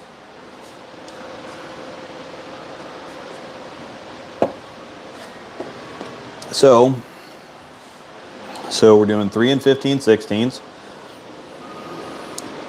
So I'm going to measure this little knob here on the span ruler, and this is flexible. So you just put the little knob in there, and I try to get the edge of the knob just kind of in the center of the grip. But we're going to measure down here, and I'm going to make one mark here at 3 15/16. So that line's right there. And then this line should be 4 1/32. Again, I just eyeballed the finger offset, but I typically eyeball it really well. So we come down here, and you can't see it, but I am right on 4 1/32. And so I'm going to go on ahead and make my cross width. And I will show you when I get the ball off the press, and I will show you before I glue everything in, I will show you the measurement. This is a little difficult to see on that camera, but I will show you that the edge of the hole before I bevel it is just going to split the hash marks in two. So basically, got my line on there. 3 15/16 right at the bottom there. 4 1/32. So that's perfect. 49/64. So 49/64 bit. Now I'm going to reset the pitches. This is really easy for her since she's just 0. It also makes it really easy when we drill the oval later.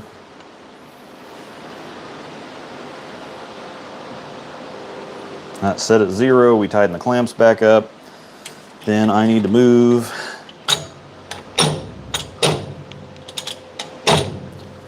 I didn't hear it click. Normally it has to click. All right, so we got that to let go. Line this back up at the very center of that line. Then I will go on ahead and that's all lined up. So I'm going to go on ahead and tighten this back up. I'll look at comments here in a second. I'm sorry, I've been a little bit behind here. Hopefully you're mesmerized with watching. So I'm going to try to line this up the best I can from just seeing on the side. But again, we're going to utilize the same trick that I did on that ring finger. I'm going to start drilling just a little bit so that I can get the edge of the, because from looking at this, you got to kind of eyeball and see, okay, is the side of that, is the edge kind of lined up with the bottom of that line there? So actually, maybe I'll put y'all over here. We'll try this. Is probably going to be a problem too. So anyway, I'm going to go on ahead and, yeah, this is a problem because I can't get to the vacuum now. Sorry for all the shuffling around. Unfortunate logistics. So anyway, I'm just going to start and I'm going to drill in just a little bit.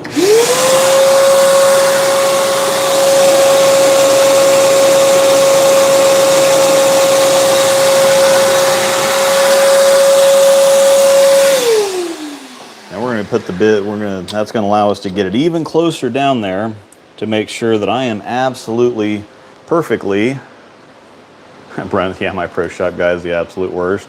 So anyway, now that I am able to stick the drill bit further down there, we can see now that the edge of the bit, I might need to move it just a hair, a little bit, but the edge of the bit is absolute outside edge of that line. So yes, it does smell very strongly of melon mint right now. So I'm going to double check this before I start going again here. Double check. That's, need to move it just, and that's close enough for most people. I'm gonna move it just, but I'm kind of anal, and so I like getting it right on, especially on the video camera too. I mean, we're live doing this, and so I have to make sure it's perfect. So anyway.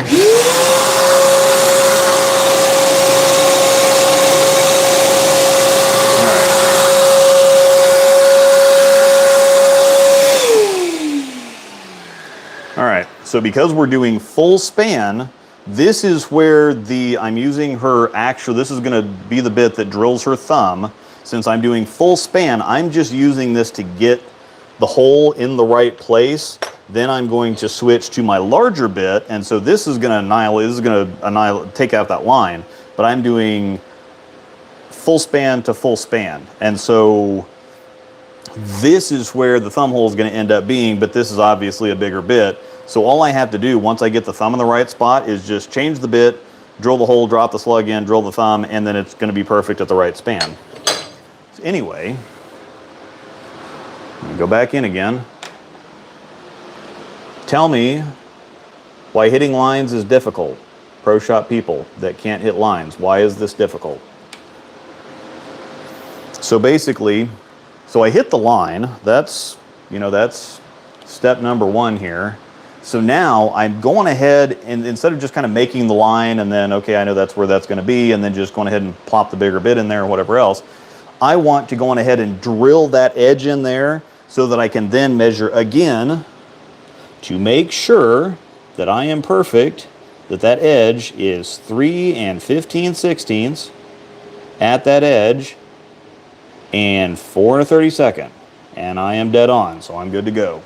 Sometimes if you make a measurement and then you put the line there, I've had sometimes where it just, something was a little bit off or something, and you can't exactly, no real rhyme or reason for it, but I like just double, triple checking everything. So now we can just kind of lay the hammer down here.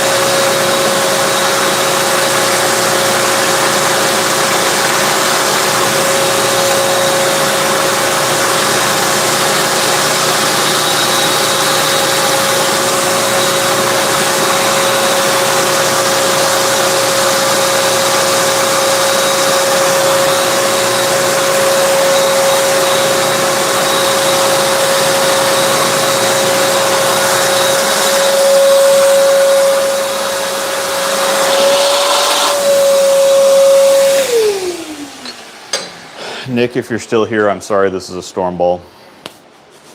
We drilled plenty of Brunswick stuff here recently that she really liked. So anyway, so now we've got our bigger bit there. I've got a line. I've got several different marks on my press here.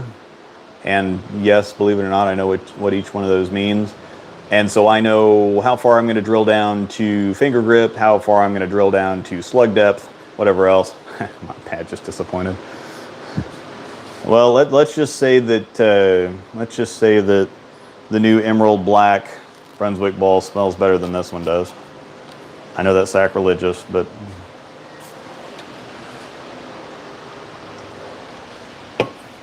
I digress. So anyway. So I used, once again, I have an oversized, so this is I don't know if you can see that on there, this is a 1.255 bit versus the conventional 1.25 inch there. So instead of having to drive this slug and hope and pray that the glue doesn't lock up before I get the slug driven in there, this should now be able to just, see so if I just leave it there, that was almost a problem. But you can see that it's not just dropping straight in there. There still is a little friction between this. So the hole size is perfect to where I can just put the glue in there and then I can just push this in myself and then finish driving it. Now another thing that you're gonna notice here is that when you're drilling a slug, putting a slug in there, you always want to drill the hole a little too shallow. So you see that this went all the way in there and there was just a little bit sticking up over top. We're going to drill the hole and we're going to cut that off.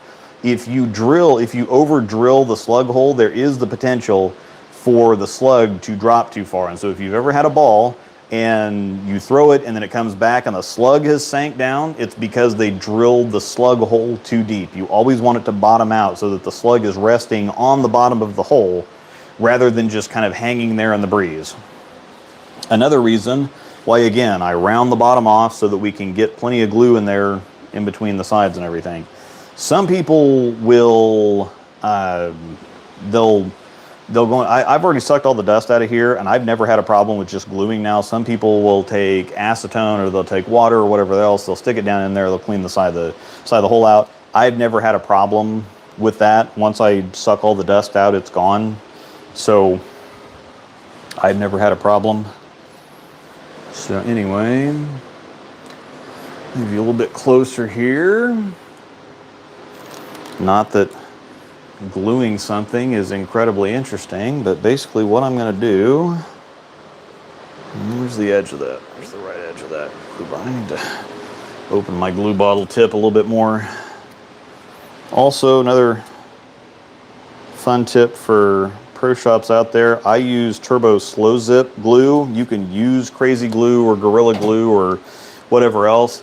I use this stuff especially for the grips because it gives me an extra couple seconds. Like regular super glue just locks up instantly, and so I think that's the problem with somebody was talking earlier about not being able to get the grip quite in the right place that they want it. If you use this, it gives you 5 or 6 seconds before it locks up so that you can be finer with your placement of things. And so this also helps when putting in a slug to keep the slug from getting stuck like halfway down. Because anybody that's ever done anything at Pro Shop knows they've always had a slug get driven halfway in and then get stuck right there. So then you have to cut it off, you have to drill the rest of it out, whatever else. So I'm going to go ahead and I'm going to put my glue in there, and I'm going to kind of walk it up and down the side. Some people like to make a big ring of it at the top and then let the slug push the glue down, because I've done this little thing with roughing up the side of the grip and then, you know, rounding out the bottom of the slug. I don't need to do that, so I'm just putting a little bit kind of up and down. I don't want to get it into the cover stock or whatever. I don't know how well you can, if you even really want to see that, can see that, care, whatever else. So I just kind of run the glue up and down the side there.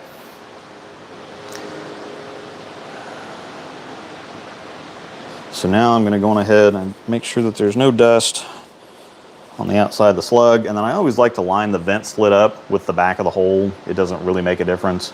But this is just, there's a little venting thing cut here to where it just allows air to escape while you're putting or driving the slug in there. Yeah, don't do the, yeah, it would definitely be, don't want to put the slug in upside down, because then she'll have the wrong color. It won't have anything to do with anything else, but then she'll just have the wrong color and I'll have to re-drill it. So I'm just moving that side to side to kind of spread the glue around a little bit, spread that out. Vent slits at the back of the hole. Do anyway, just in case. Just make sure that it's good and down in there. So now I'm going to give that, again, 30 seconds or so to set up, because I have had it happen too, where if you just drop the slug in, especially with the oversized bit, you drop the slug in there and you start drilling too fast, then it starts spinning the slug around. So again, so I lined it up for her thumb hole, and so I just replaced the bit to drill the slug hole, and now I'm going back to her thumb hole bit. And so again, instead of drawing the line and trying to make that hit the outside of the whatever, and I just find it's easier for me to really get this perfectly lined up if I start and if I line this up based on the actual thumb bit, so that I can actually make the mark, make sure that the measurement is just splitting the hash mark on the ruler, so that then when I finally go to drill the hole, once I get it off the press and put it down, I can show you that the edge of the hole is just going to split the hash marks in half. So just give this a little bit of time. This is a smaller drill bit, so I don't need to give it as much time. I'm going to move this to the side so my hand will be out of the way. I'm probably going to move this around a little bit. My arm's just going to be in the way, y'all. It's just going to happen. That's just how this works. And that being at 001, for anybody that's freaking out about that, that doesn't matter. It's 1/1000th of an inch. I can literally I could like tap the table a couple times and it'd probably move a little bit, but I am anchored here. It's not going to make a difference. All right, we're going to go on ahead. So we're going to drill the initial hole. So that stays there. Put that back in there.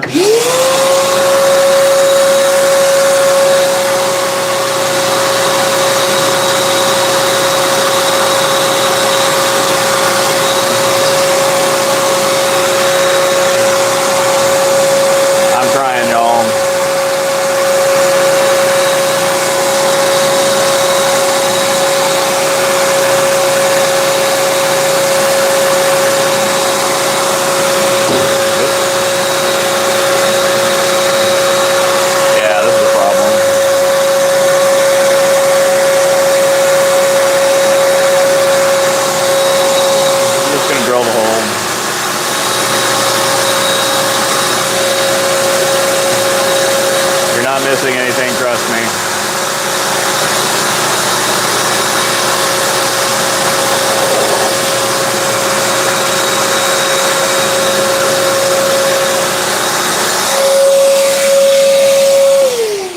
All right, so I always punch through the bottom of the slug. You don't necessarily have to. I just like to, and I think that you need to anyway, because this does allow this vent slit. Not only does it help get the the slug in there and allow the air to escape. It also prevents your thumb from creating a vacuum in the thumb hole.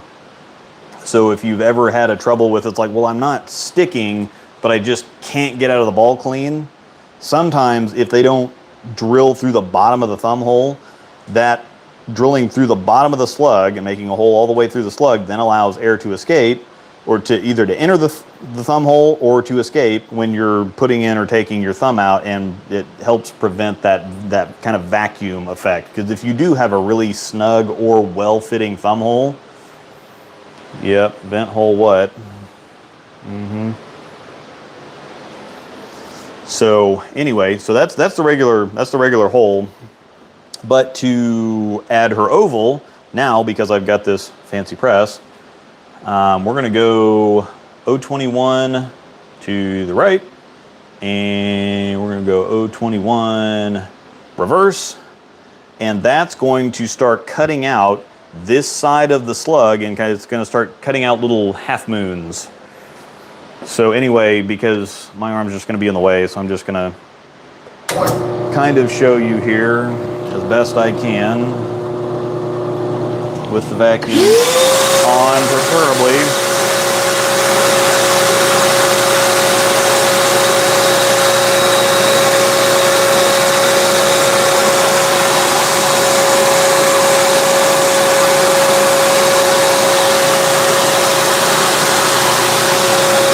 Go all the way through.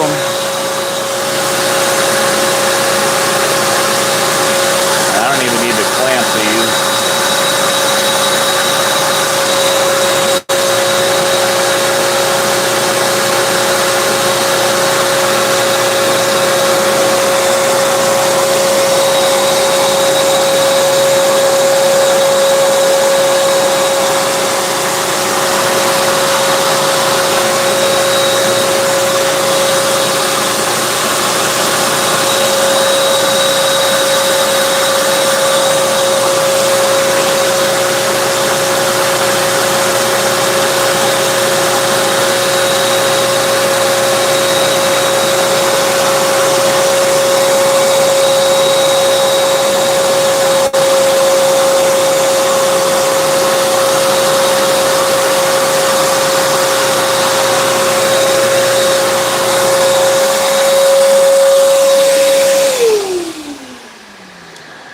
So what I've done to get an oval without creating like little, ripples in the slug, that's why I did several different cuts. So I moved it a little bit, and then I did a cut, and then I moved it a little bit more and did a cut, and moved it a little bit more and did that last cut.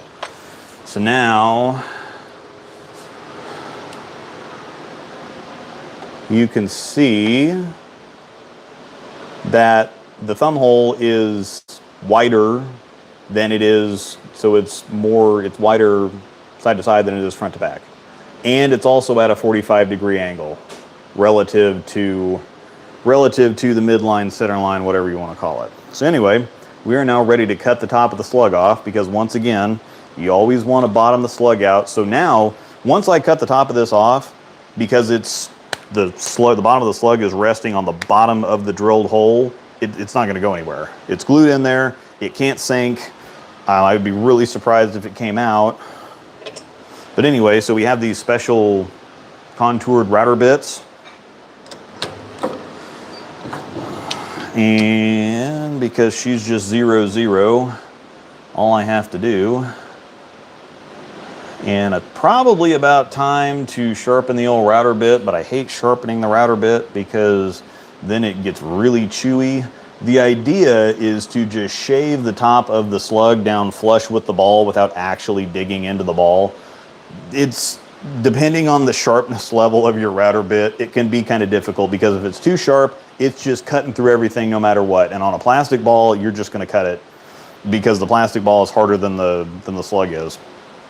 Mine's getting a little on the dull side, and so to make sure that I do get the top of this down flush with the ball, I might actually kind of skim the ball. This is one of those things that I give Pro Shop some grace on. If they do cut into the ball a little bit, they can put it on the spinner and they can kind of pretty it up. But just and some people actually do this intentionally. I think Jeff Riggles actually does this intentionally. He gets into the front side of the hole with the router bit. So anyway, this is back at 0. I'll clamp this down. Let's, I'll put you over here. Is my arm still going to be in the... Man, this is just... My arm's going to be in the way no matter what. So, I tried, y'all. I'll show you later when we're done here. Anyway, we're going to get this all the way down.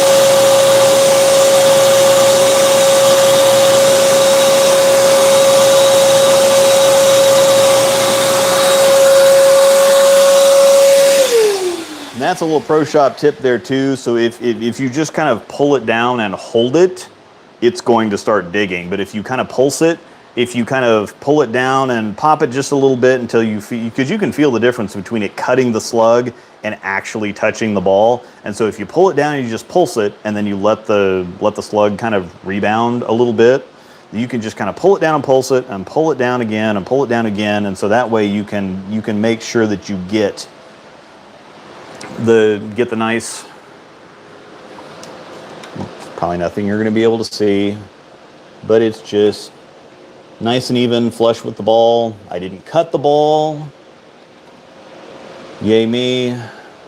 So anyway, I'm going to move you back over here now, and we're going to finish this sucker off.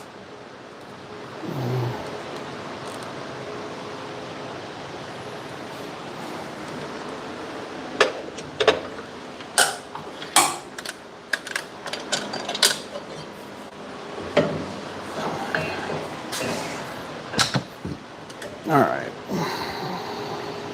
cut that little edge off. I'll get the marks off and everything. This is going to be just ridiculously hard to see. I wish that I had a better way to do this, but I always like to come back and just double check that we are in fact at, you know, the edge 3 15/16 right there, and then the edge 4 1/32 just splits the hash marks. I know that you can't see that, but I mean, all the extra measuring and everything that I did the entire time, I would hope that, and again, this is nothing, this is just measuring and double checking and measuring and double checking, and instead of just kind of, well, that looks like it's close, and then just pulling the hammer down, and then just, oh, this looks close too.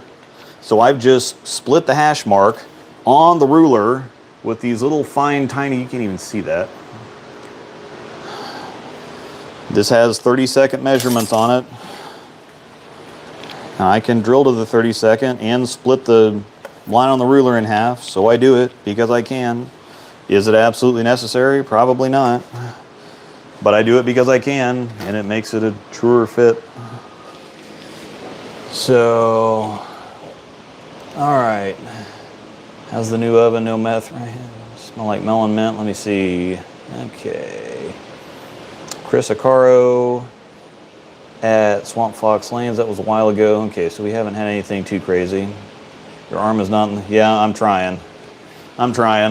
Anyhow, so now what we're going to do is I'm going to turn the vacuum on. I'm going to sweep some of the stuff out. I'm going to round the edge of the holes off, because this is one of those things that even if you want to bevel the holes, because a sharp hole like this is called a stress riser.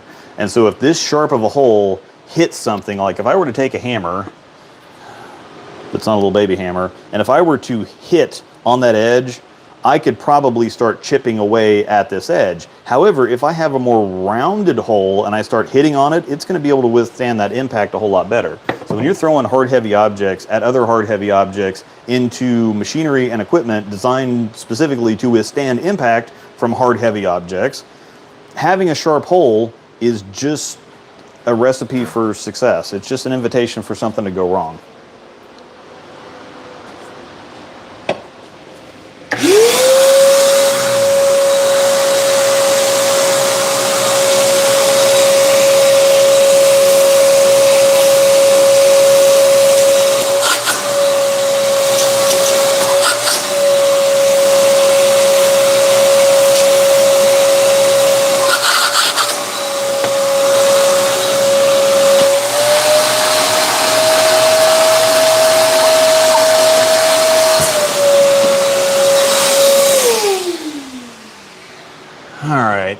Angel likes really, really sharp thumb holes. And so I have a second little battery-powered roto sander that's got an extremely worn disc on it because she doesn't like this sharp, but she likes it kind of sharp enough. And so if I'm using a brand new fresh one, that sucker chews. This is all beat up and whatever else. And so it just will take a little bit off so I can control it a lot easier this way. Plus this one has different settings on it, different spin speed settings. They don't make these anymore, by the way. So if you're interested, sorry. But this one, it goes a little bit slower and it has a really worn out disc at the end of it. So I can just pop it a couple times.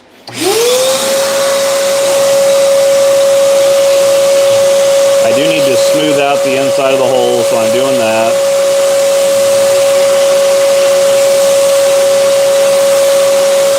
I don't want to make it any bigger, I just want to kind of smooth it out.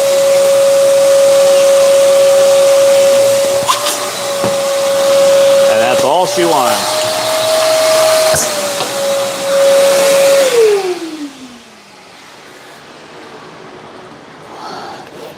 Make sure, yeah, there's a nice edge there.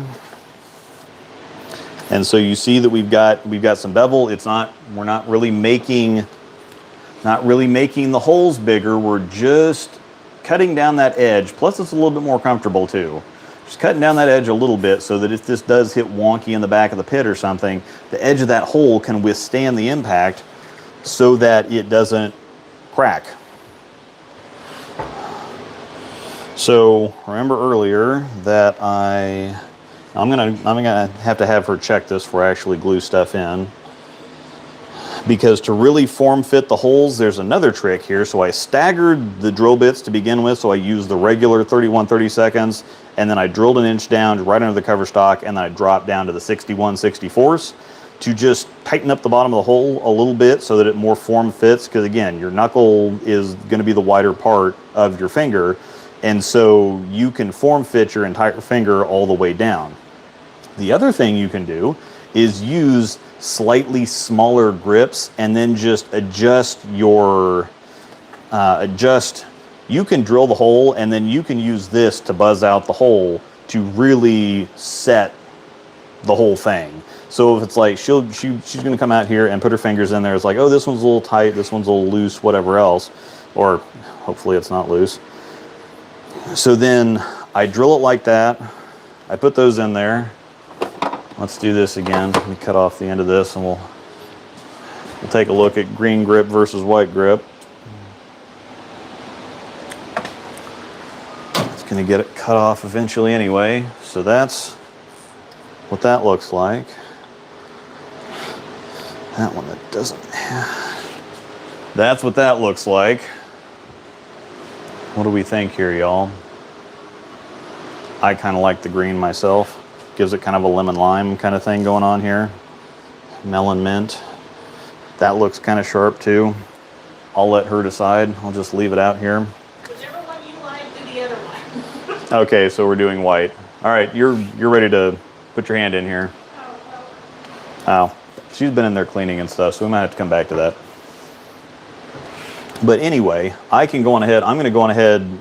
So this is basically done. I'm just waiting on her to check this and make sure it's all fine. And then I'll go on ahead and glue the grips in. But I need to, these grips, her hand was a little small or something the day that I glued these in, and so these need to, cover your eyes, Nick. It's even worse than a storm ball. It's a swag ball.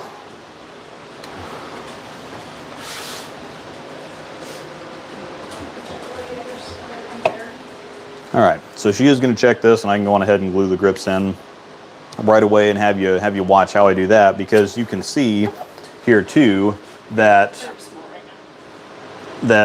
if the grips are even at the bridge, they're going to be sticking up a little bit on the sides. Now she doesn't have extreme pitches, and so this is a whole lot easier. It's a whole lot easier for pitches like this. So she's going to check, make sure that so that one just needs a little buzz. Yep. Okay.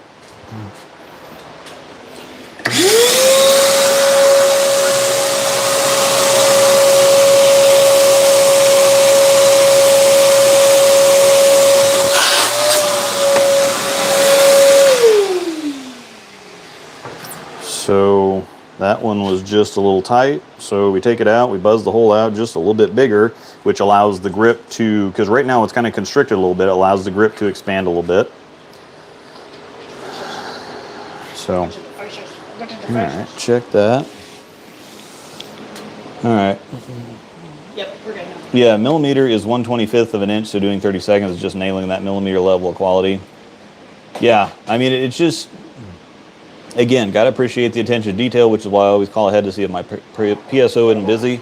And yeah, again, this is, and when I'm going full tilt, it doesn't normally take me 30 minutes to drill a bowling ball, because I just kind of chop through all this stuff. But it's just simple to double check. And if you double check, it comes out perfect. Oh, yep, it had to be white, because this one's green Yeah. and my Fury's green. Okay. So you can't do another green group. Okay. I don't want Nick to be offended. So yeah, she needs to, so this is how she's gonna tell them apart. Obviously the thumb slug. So it has to be, sorry y'all, we actually went orange in the thumb slug for this one. But this will help tell them apart, even though this one's darker and more two color. She really likes this one, by the way. Smells fantastic also. Smell my ball. So anyhow, so like I said, I had put some dust on these to begin with. A little bit of water there. So I put some dust on them to begin with to get them into the hole. So I just spritz some water on there, and I'm going to get these all nice and clean and tacky again, which is going to make them hard to get back down in the hole. And then dust out of the hole, dust on the outside of the grip, so we have something so that the glue can adhere. I'm going to get you right down on top of this now here too.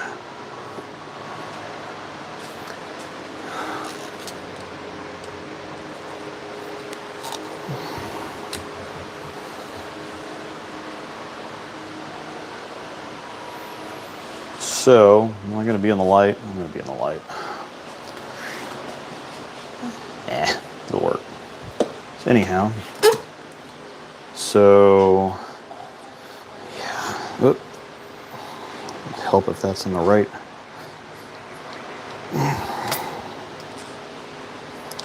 Make sure we're at the right angle here. So I want the top of the grip even with the bridge. Yeah, all the field guys looking at the grip. Yeah, she likes having the different color grips and stuff, and I do not like seeing the grips. So anyway, so you can see there that the grips are even. That one's up just a hair. But the grips, I start those even with the bridge. So what we're going to do is, and you'll see when I go to change the grips on this, you'll completely understand. But instead of, some people do a couple drop, one drop here, and then they'll do one drop here, but you want to do it under the cover stock because the glue expands and contracts at a different rate than the cover stock does. Yeah, Randy Stoughton from Keglon hitting 16ths perfectly. What I do is I start at the bottom of the grip. And this is also another thing you can see on the tip of this glue bottle. This is a flexi tip. So this is a glue bottle extender. It's like I'll hit my lines every time and my bowlers can hit their mark every time. That is kind of funny. But anyway, this is a grip extender because everybody that has the glue bottles knows that the end is going to glue itself shut. And if you just continue cutting down and cutting down and cutting down the actual tip on the glue bottle, you're going to run out of tip before you're going to run out of glue. Trust you me. So these are called flexi tip extenders. So when it glues itself shut, I can just chop these down. And then when it gets too far down, I can just put another extender on there. But it also helps me get further down into the hole. So what I do is I do one strip on one side. So I start at the bottom of the hole and then I make a strip up the outside to right beneath the cover stock. And then I flip it around and I do the same on the other side. So that way I can have the grip fully anchored. These grips are glued in. Like, these haven't come out yet, but you can see that they're not glued up in the cover stock at all. And when I go to get them out later, they're going to be very easy to get out. This also keeps the top of the grip flexible so that it can kind of form fit your fingers. If you've ever seen where somebody glues around the top, it really pulls the grip, you know, out and makes it really rigid and kind of inflexible at the top, and it can kind of make it uncomfortable, and then it's just a nightmare when you go to get the grip out. So we're going to start here and glue, pull that back away. I hate doing these stupid little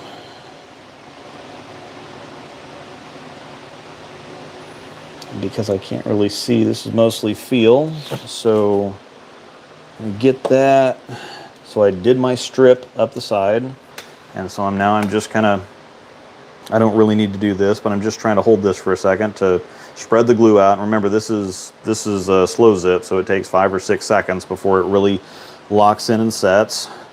So that's, again, that's right there. So we're going to flip over and do the same thing with this other side. I'm going to try to see this one a little bit better.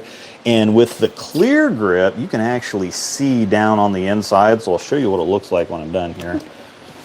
So I'm just going to move this so I can actually see what I'm doing here first, and then I'll show you guys.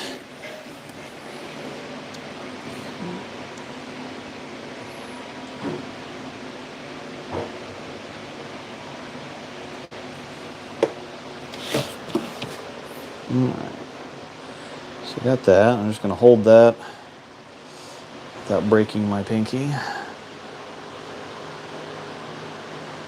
Just hold that there for a second, and you should be able to see. Maybe you can't. Can't really. There's a line of glue that goes down on the inside of there. Probably can't see. Oh well. This one I can't. Her fingers are so tiny. Can't quite get my hands in there, so I'm going to use the grips here to kind of push the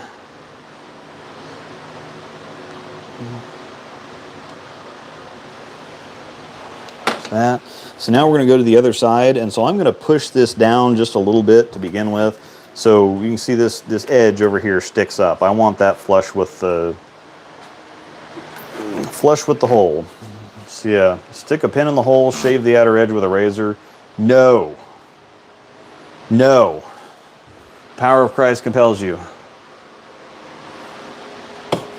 I like having this nice rounded edge of the formed casted grip, or whatever you want to call.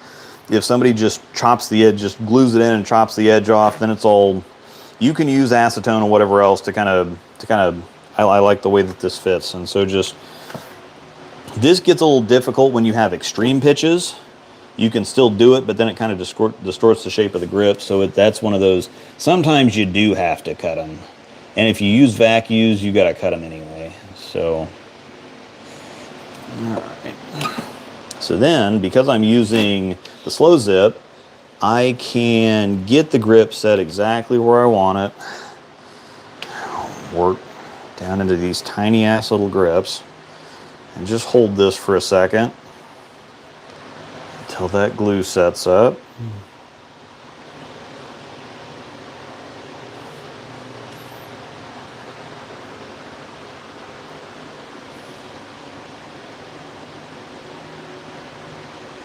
I'm probably holding it longer than I need to, but it's what I do.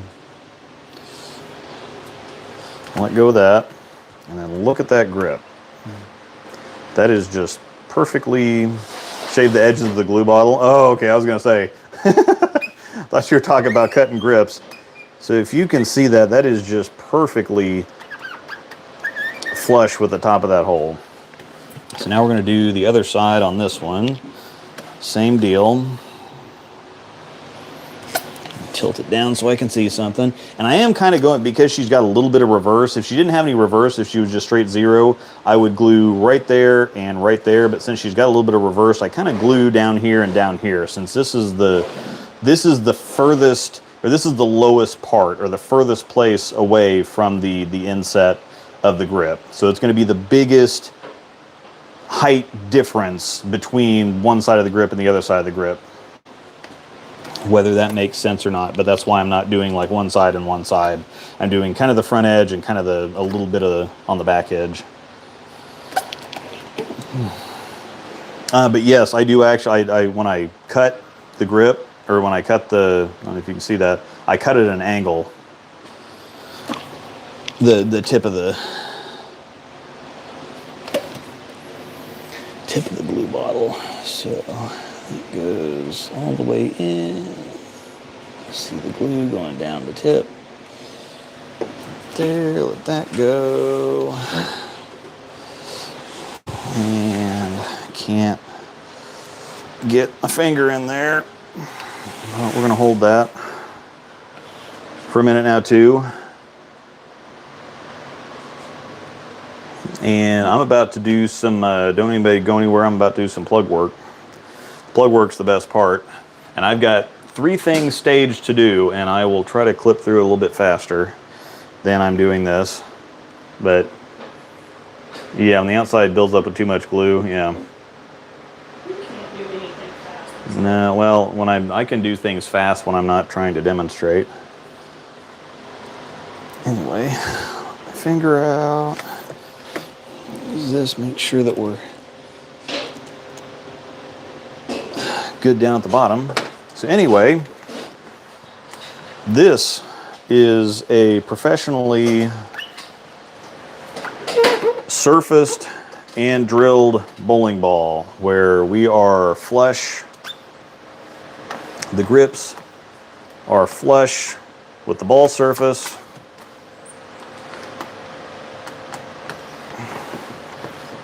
This is cut down, the slug is cut down nice and flush.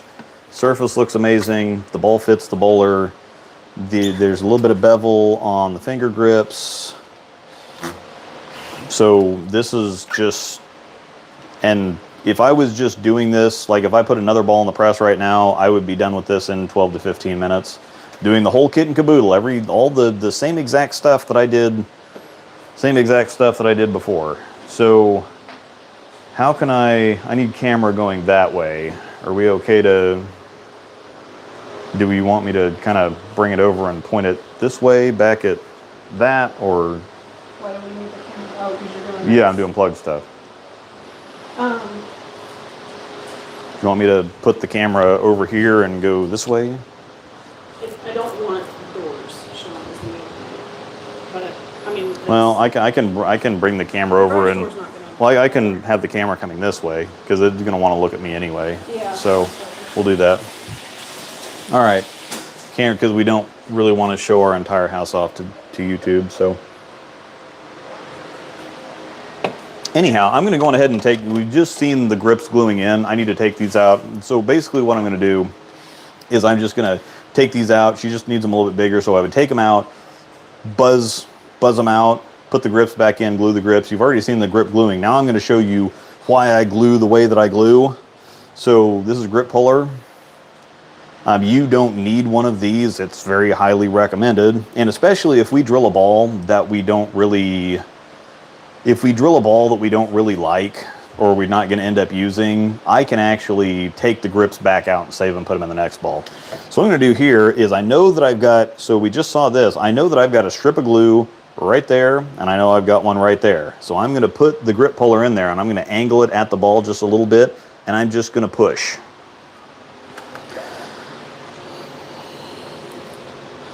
And I'm going to, so we're angling it just a little bit.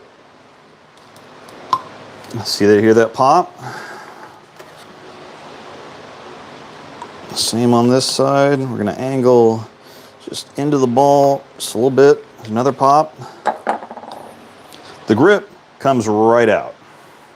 And so it's hard to see with the white grip, but see, the grip is fully intact.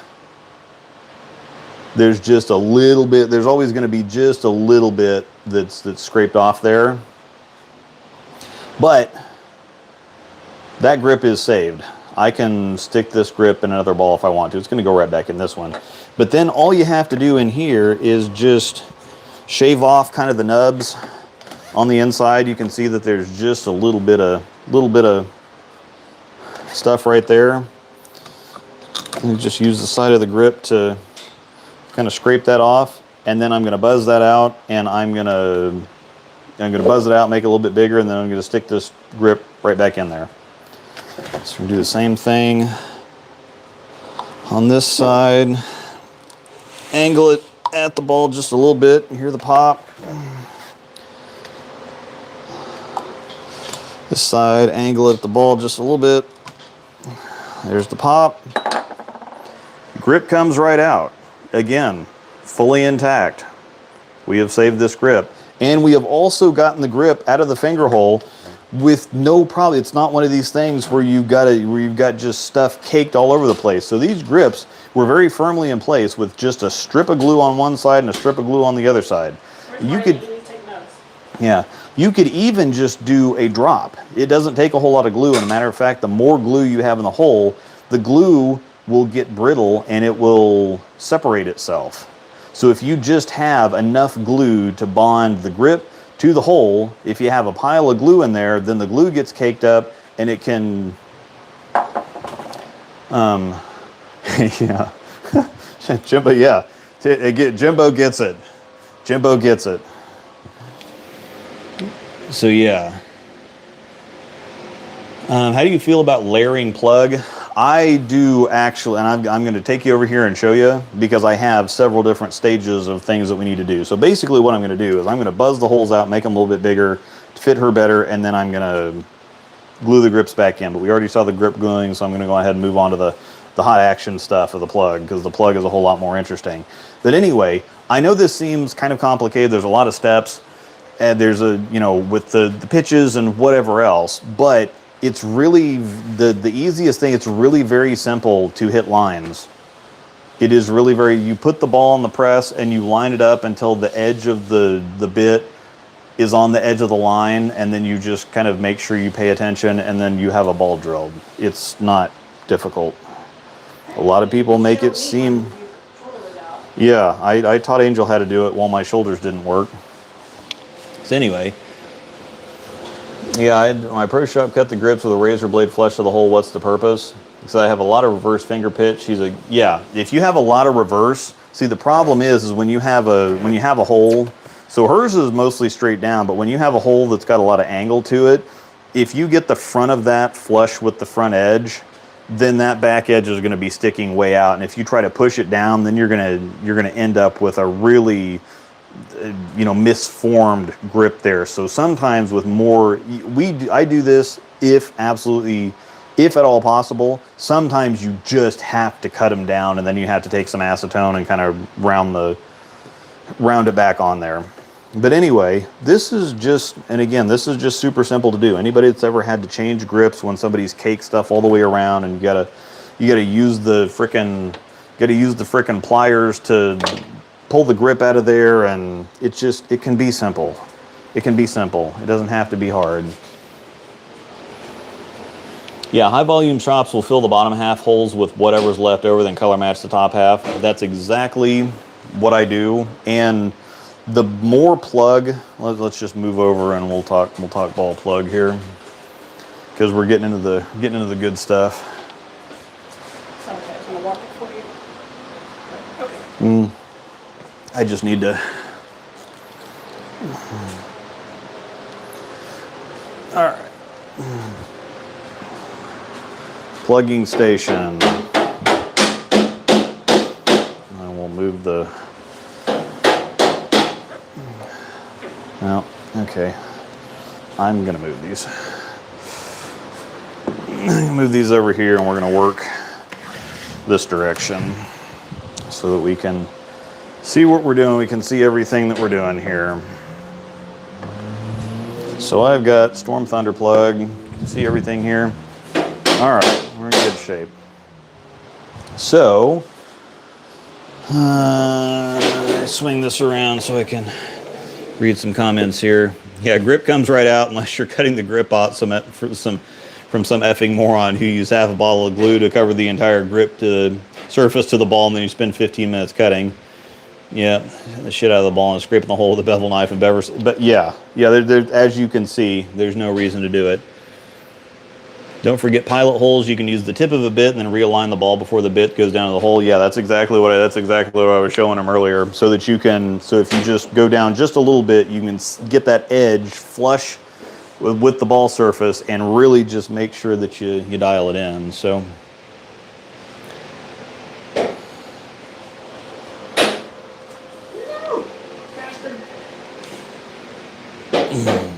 Yes. Do you ever just cap the holes for finger inserts to change pitches? Pitch plugging is something you don't always have. If you're just changing the pitches and grips or in the finger holes, you can fill up to the top of the holes and then re-drill at a different pitch. You don't have to. Well, hi, buddy. Hi, Buckham. I know. Hi. Jill Box. Hi, buddy. What you doing? Help? You helping, Buckham? You helping, buddy? You're gonna help plug?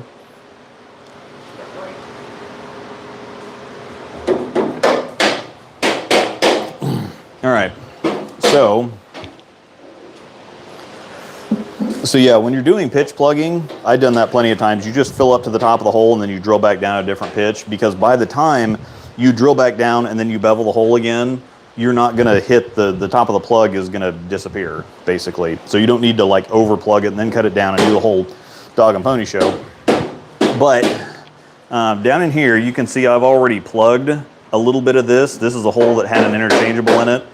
And so the most important thing to do, and I will see what we're looking like on time, this one needs to be plugged, but it's got an interchangeable sleeve in it. And so that needs to come out, and I like to drill everything out of there. So I like to over drill the hole. I like to drill all of the dirt and the glue and whatever else out of the hole so that we don't have any kind of barrier or anything in between the plug and the hole.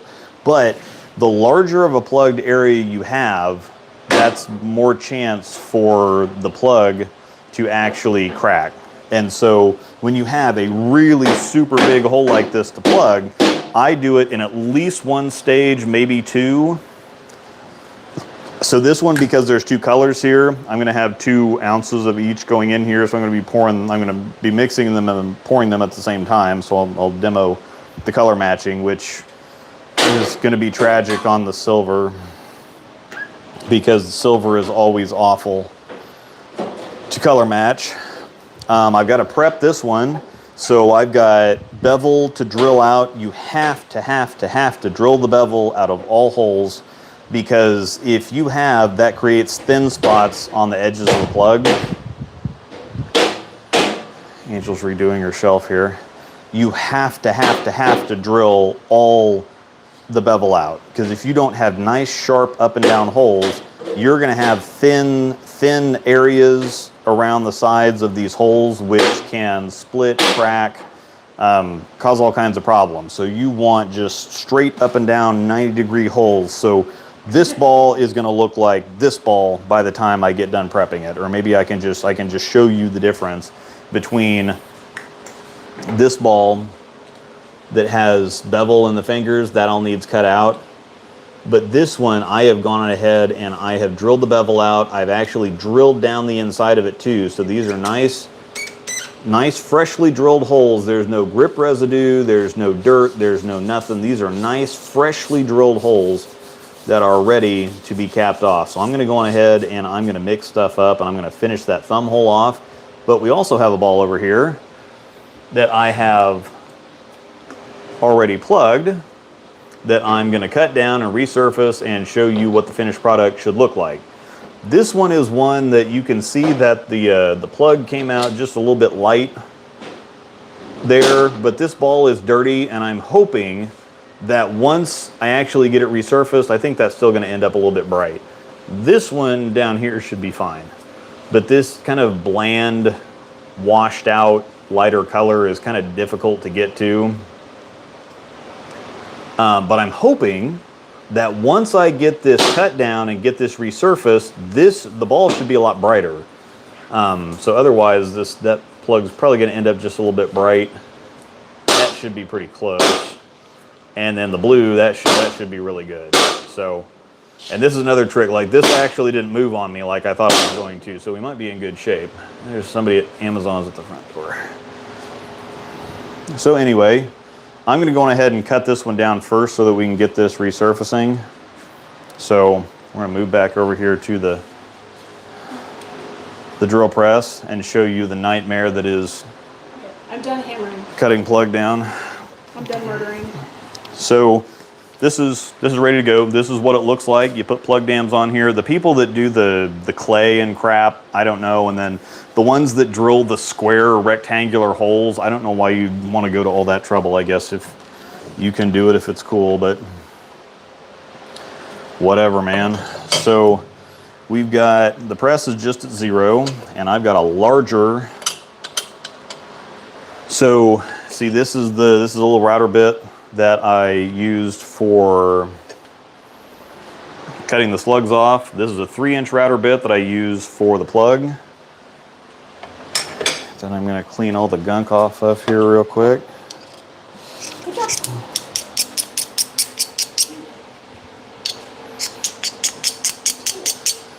This is where there's some technique that people, whoa. There's some technique that people would like to kind of talk about or say when it comes to cutting things, plugging, plugging, cutting. There's a lot of different techniques that can be used here that are all fine.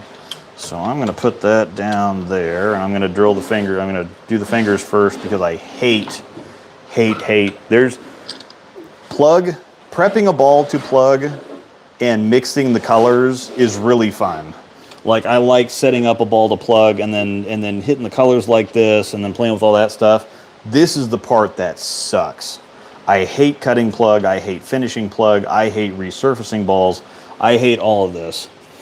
This is just not my idea of fun. So that's partially why I'm doing this live stream, to actually force me to do this, because I hate it.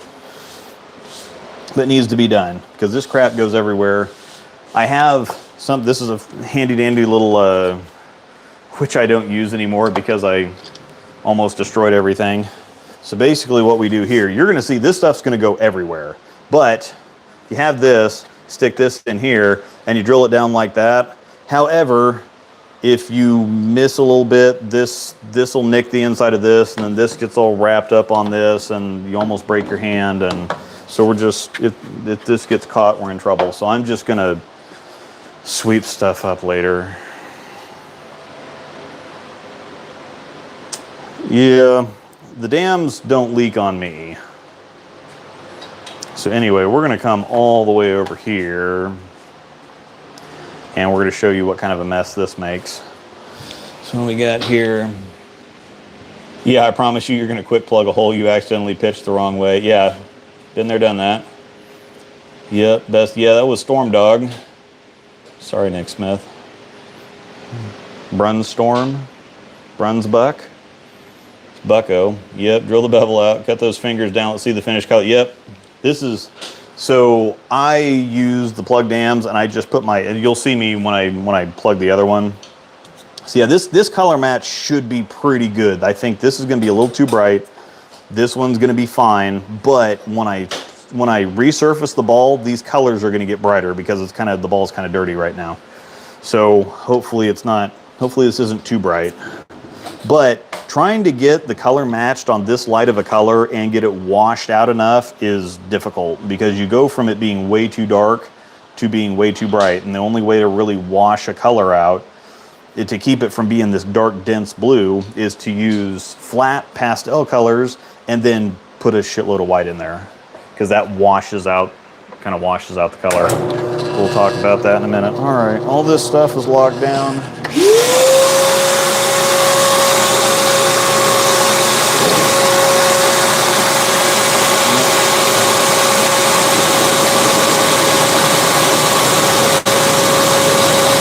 Didn't mean to do that.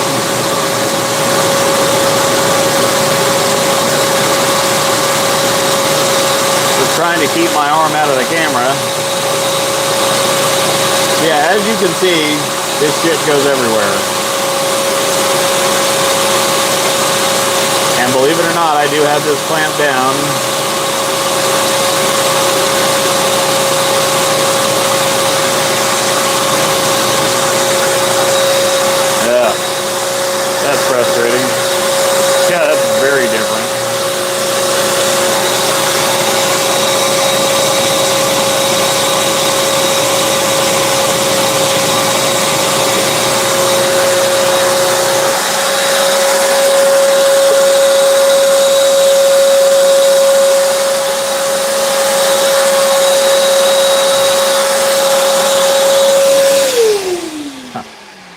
Operation Don't Get the Plug Too Dark successful.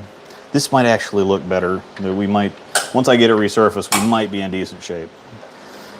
So, all right. So we're gonna go on ahead and move that. So we got that cut down. That's a nightmare. Move this.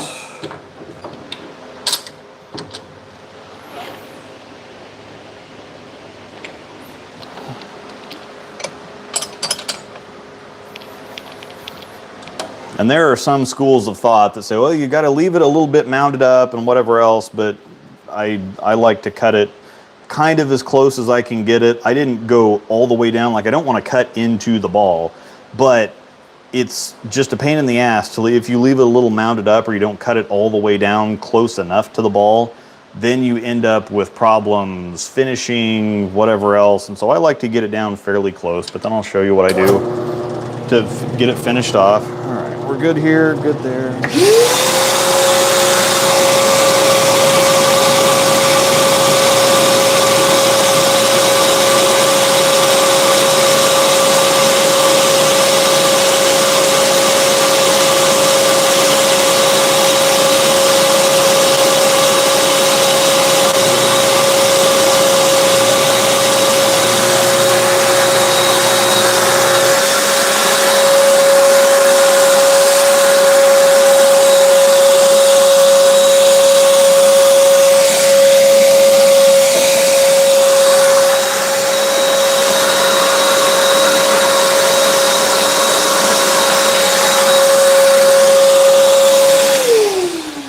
So that's also a little bit too bright, but once again, we shall see once I actually resurface it and get these other colors to pop.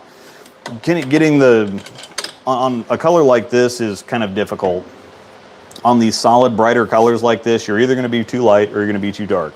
Normally, I like to go a little bit on the too dark side, because if it's a little too dark, you're not going to see it spinning down the lane. Where you want that view, so. Yeah. So typically I like to go darker rather than brighter, because brighter you don't necessarily want to see it rolling down the lane, but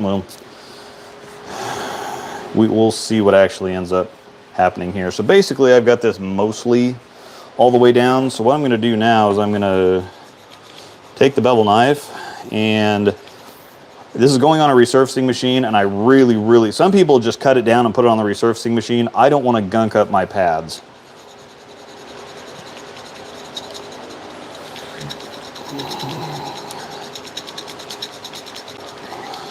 And this is going to get resurfaced anyway. If you use a light enough touch, like I'm not actually cutting the ball, I'm just kind of pulling all the adhesive off.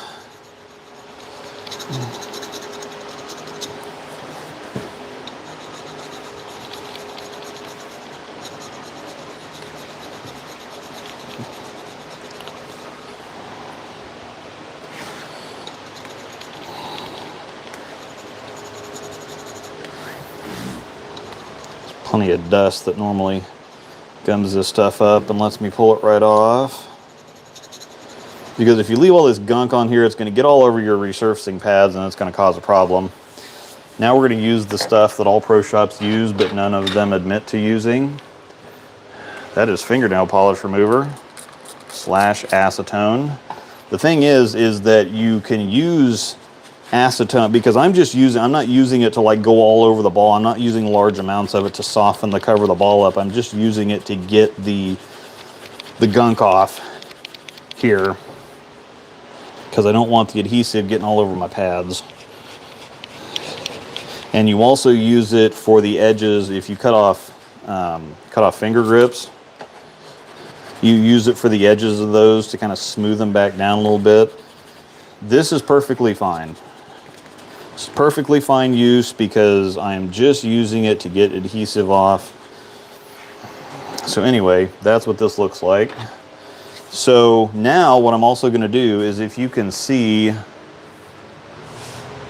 if we get down here real close, you can see that that's all kind of bumpy and grainy and whatever else. I don't want to put that on the resurfacing machine like that, because storm balls and swag balls in particular have shallow labels. And so I don't want to end up resurfacing. Some people just stick it on there with the gunk and crap. They cut it down, they stick it on the resurfacing machine, and they just run the machine until the plug's smooth. I don't want to do that. So what I do, and this may look kind of ugly, but what I'm doing here, and this also getting into the ball a little bit lets me know when the edge of the plug is smooth with the ball here too. I'm going to shave all this grain down. And you might, well, you're flattening off the spot there. It's like, no, I'm not really. It is just a little bit, but I'm not really like digging into it here. Plus, I'm just trying to ultimately smooth off the plug and get it flush with the surface of the ball. I'm going to resurface the ball just a little bit too. Just most of the time when you get a resurface combo, most of the time I have the vacuum going with this too to suck up all this nonsense. Can I screw your phone up for just a minute? I guess. We're down to 33%. Oh, okay. All right. Wife has got to put a battery pack on the phone so that it doesn't die while I'm still streaming here. Sorry for the movement.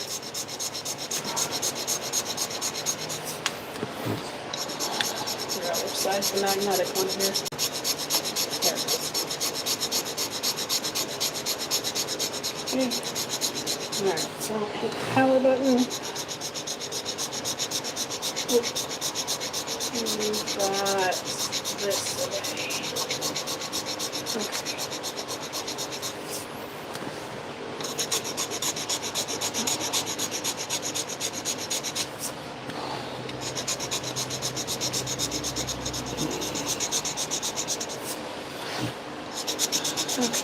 Should be good. Alright, no more wobbling. This is one of these things, like, I'm really disappointed in this color match, but the thumb I think is going to be okay. The finger is annoying. So this is one of these ones that I would just, the middle finger is going to be fine. This one's annoying, but I messed with it for 10 or 15 minutes. I couldn't get it. It was either way too dark or way too bright, and I figured, I think we're still going to be closer than it looks like we're going to be right now. But it's still going to be too bright, and it annoys me. But these flat colors are very difficult. This would be something I would probably, in a pro shop, you just kind of, it's like, well, we tried. But me, I would probably drill this out and replug it. So anyway, again, I'm not really scraping off a ton of material here. I'm just kind of getting this grain down so that I don't have to leave this on the resurfacing machine extra long. And so now I'm just going to go along the outside and kind of lightly shave this stuff down so that there's not any bumps or ridges or whatever else, because this is all going to get sanded off anyway. So I'm going to just very lightly kind of smooth all this stuff off.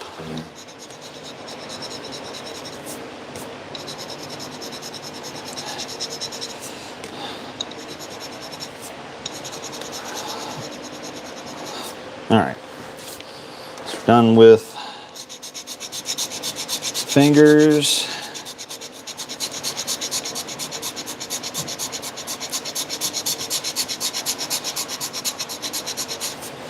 Again, we're just trying to shave all this grain down so that I have a smooth surface so that it can just go on the resurfacing machine, kind of blend everything out, blend everything together, so I'm not resurfacing the ball, taking a whole bunch off the ball, because if I leave the grain up, it's going to take significantly longer to get the grain all flat and flush, to shave all that down, and it's going to take a whole lot more off of the ball than it really needs to. So I'm just making sure that the top of this looks smooth. I don't need to get it all the way down. It can do the last little bit itself. I like to get it as close as possible.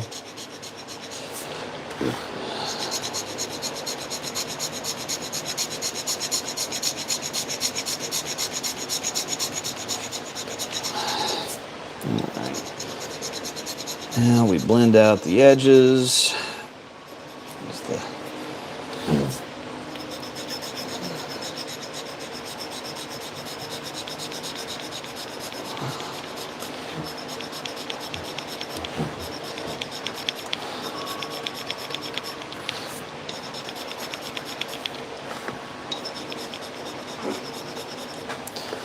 this all nice and smooth and even. All right, now I'm going to turn the, since I'm all dusty now.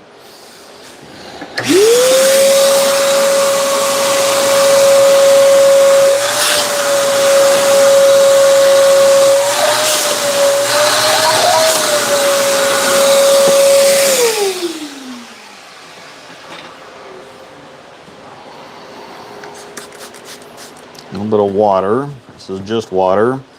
That more kind of closely shows you the finished product here. But I mean, once we, so that's actually not going to be too bad. That's a little annoying, but it's not terrible. And that middle finger will be fine. I do that to kind of see, okay, I got most of the grain down. We're good. We can go ahead and put that on the resurfacing machine now. How long do you want on for? Quarter turn to the right. So, which should be about 7 minutes. Okay. So, all right, well, that's marinating. We're going to come back over here and we're going to do some color matching. This, again, the blue is really easy. It's blue and silver and we're done. And a little bit of black too. But the silver is the problem. Storm black, Vice black. I'm almost out of black. Let me see here. Oh, there we go. New black. That's almost gone. So we're gonna need black, blue, silver pearl. I'm almost out of that. I'm gonna need a plug dam. I'm also gonna share something else with you here. Round plug dams are a scam. Yeah, just patch scrape over the entire area. Yeah. Yeah, I'm not trying to like dig, like Jimbo's on top of it here. I'm not trying to dig into the surface of the ball. I'm just trying to very lightly, because I don't want any deep gouges or anything like that. I want the ball on the resurfacing machine just as little as possible. All right, just got that going. Let's see here. Yeah, it's wipe with acetone, which is super illegal, I'm sure. But yeah, I don't have acetone. It's fingernail polish remover. It's not acetone. Very importantly, sharp bevel knife helps. Yep. Yep. Yep. Jimbo's on top of it. Game recognizes game. So anyway. Is that the towel in the end here? No. This is the towel. Well, yes. Okay. Kind of. Yes. A-safe. All right. Yes, because I want this towel over here. You'll notice this table I use for plugging, it came like this. A lot of plug tables you'll see that are disasters. This table came like this. I have not added anything. Anyway, so round plug dams are a scam. So what normally happens is these are the plug dams that you use here. And so fingers, I just went ahead and put this one on the fingers because it's going to go on there eventually anyway. So plug dam.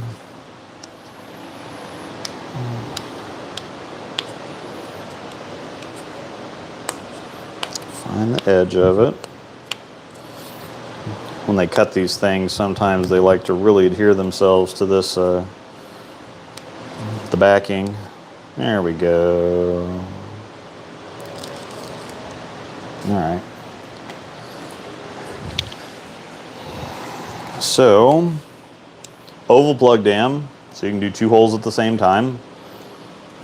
You know, it's for doing finger holes. Just around the outside of that. And then I really mash this down.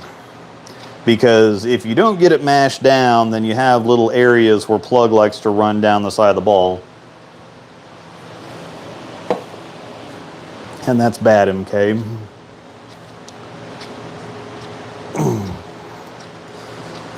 All right, so that's going to be good. Then they also make round plug dams. So you see it's box, round thumb dams, oval thumb dams, or oval finger dams, round thumb dams.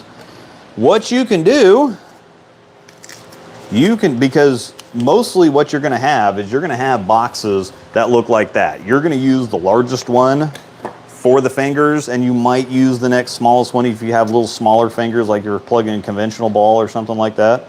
But you're going to end up with a box full of that, and then the round ones are going to look the same way. You're going to end up with a bunch of stuff that you don't use very often. However, fun fact, oval plug dams can be smushed into round plug dams. So once we get the backing off here,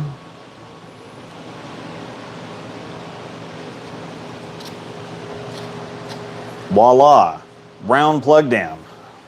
So you don't end up with a couple of boxes worth of spare parts. I just order the oval dams. That goes on there like that. I'm going to get this all lined up so we're straight up and down when I go to pour this stuff. So we're done with the dams. So I've got two colors going on here. Now, what I would do if I was in a pro shop here normally, I would probably just plug this all blue. Yeah, smashing ovals into circles. Now show a cracking cover stock where you drilled out a larger area than the largest dam and you have to Frankenstein. Yes, I have had to do that before. So if you've got something, or maybe let's just say that this had cracked into the pin and you're plugging the fingers and it started cracking out around the fingers and then it had cracked to the pin. And so then you drill the bevel out of these holes, and then you have to use a smaller bit and drill all the way to the pin, probably drill the pin out so that you can get rid of that crack. And then you have this here, and then you have to have an extra one of these, and then you cut this side, and then you kind of form fit this around this.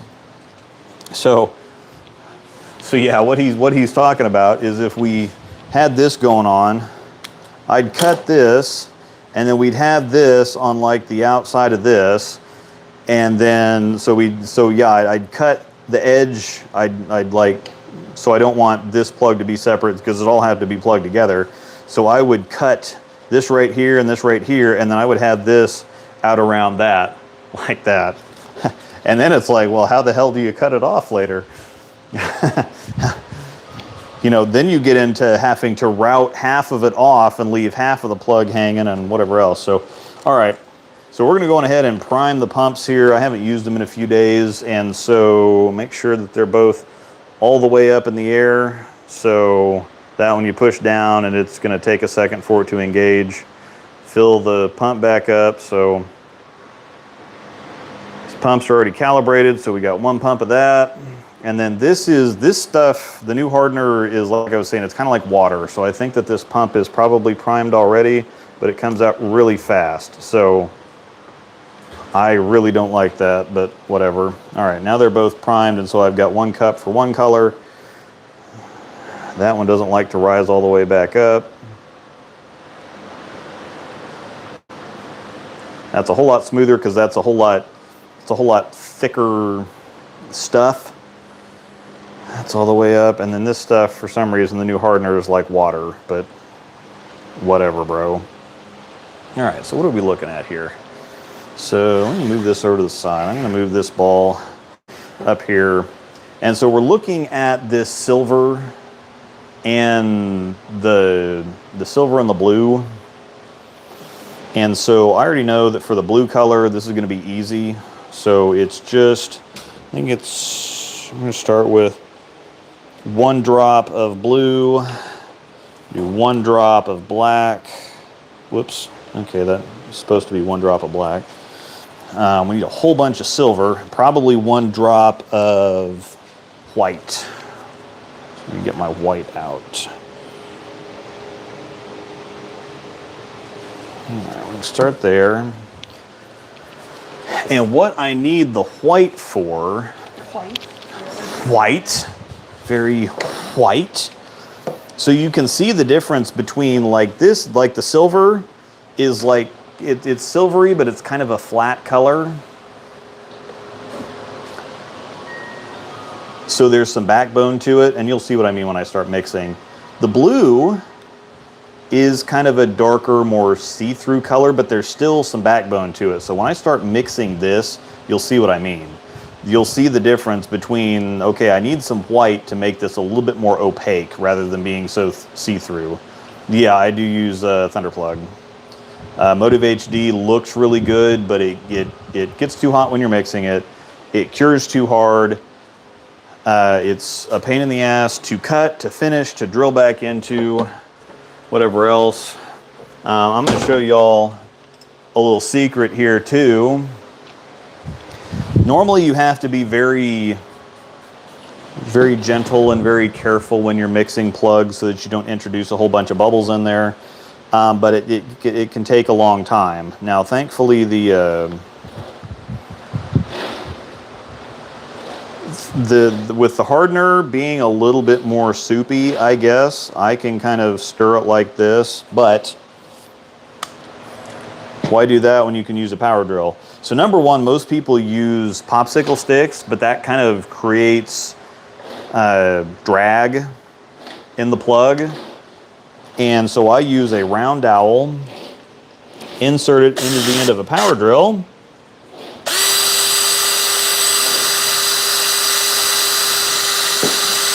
so this is, I don't really have a whole lot of, maybe you can see there with the light, but doing this is very low drag. It's very, and I'm sure it's very annoying in the mic right now, but this is very low drag. And so I can stir faster. Can you go get me a flashlight? So I can actually stir faster and then, you know, not end up with bubbles. So anyway, I'm not going to do that because that's going to be really annoying. And the hardener being thinner, like this stuff is normally not this watery. Can you go get me a flashlight? So anyway,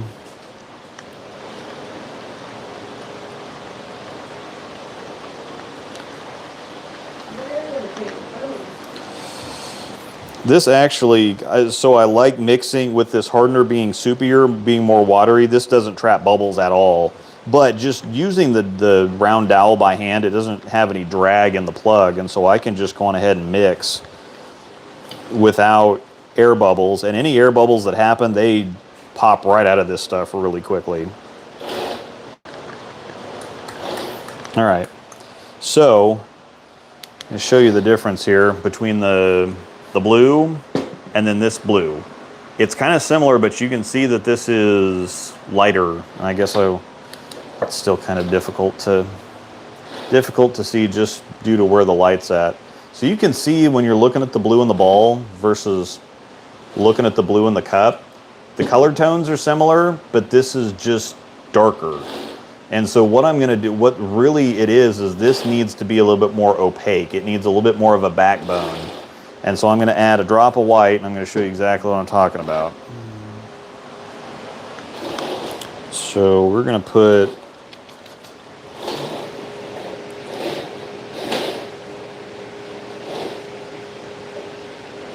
one drop of white, and this is my towel to, you'll notice that the tips of my plug bottles are also very clean. That's because it's because I have a towel that I wipe the tips of the bottles off with.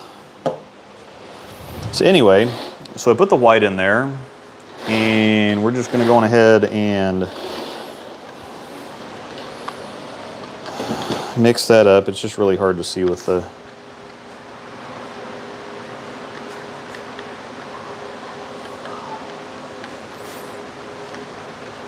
light source that we're working here isn't great.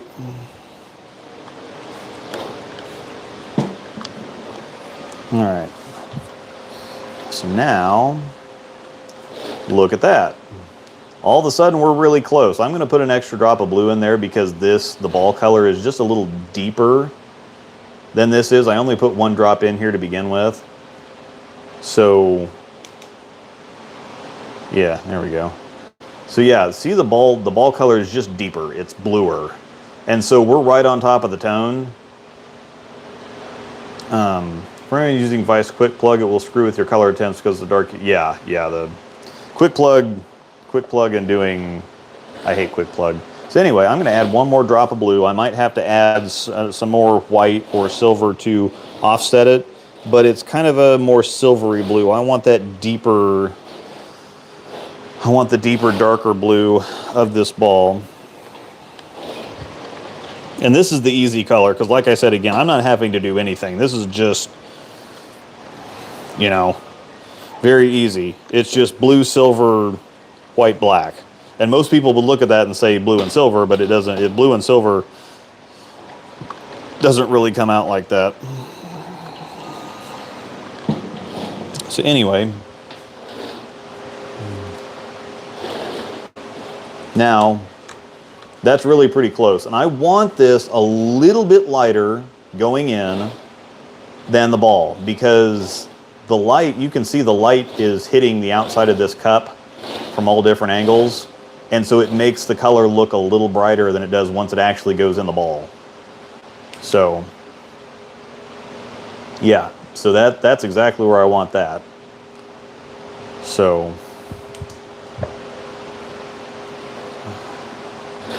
yeah, and again, yeah, so I just use 2 drops. I mean, and sometimes I will use little tiny drops. I will squeeze just the very little bit out of the tip of this, and just a little bit out of the tip of this, and then touch it to the top of the plug. Sometimes I will actually just put a very little bit on the end of the stick and put that in there.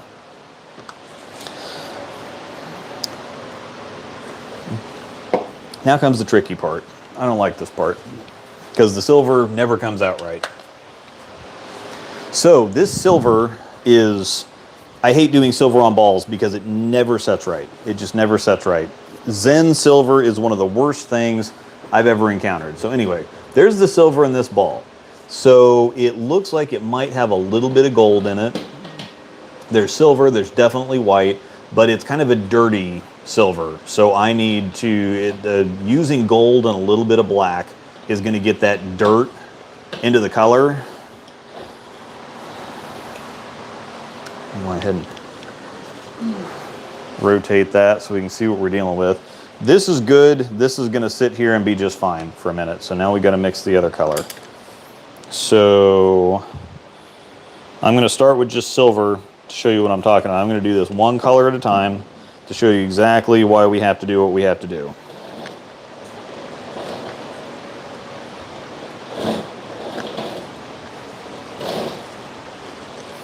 I want to scrape the sides to make sure, and this actually, if you're scraping the sides along too, you're agitating it without, so I'm scraping the sides here, and so you're actually agitating it without, again, creating turbulence.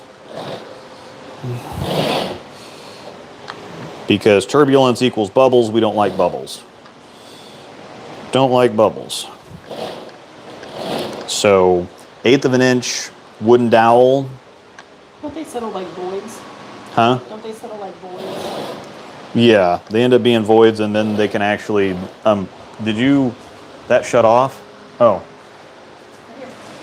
Oh, well, did you put it on the other pads first? It has to go on the orange pads first and then the green pads. You didn't tell me that. Well, yeah, it's got to go on the orange pads first because those are the 500. Well, let me look at that. Yeah, it's got to go on because there's still a little pitting there, so it's got to go on the orange pads first because those are the orange blocks are 500 grit, and then it finishes with the green pads, which are 1,000 grit. So yeah, it needs to go on the. So I'm gonna do it all over, or do you just want the orange to be done? Well, no, the orange is 500 grit, so it has to finish on the green pads. Okay. Because so the green pads are, yeah. Okay. All right. Anyhow, so all right, that is silver. That's just adding silver. So I think obviously we're not close here because that's just silver pigment. So now I'm going to add the black. So I want 1 drop of black. just to start. And 1 drop of black goes a long way.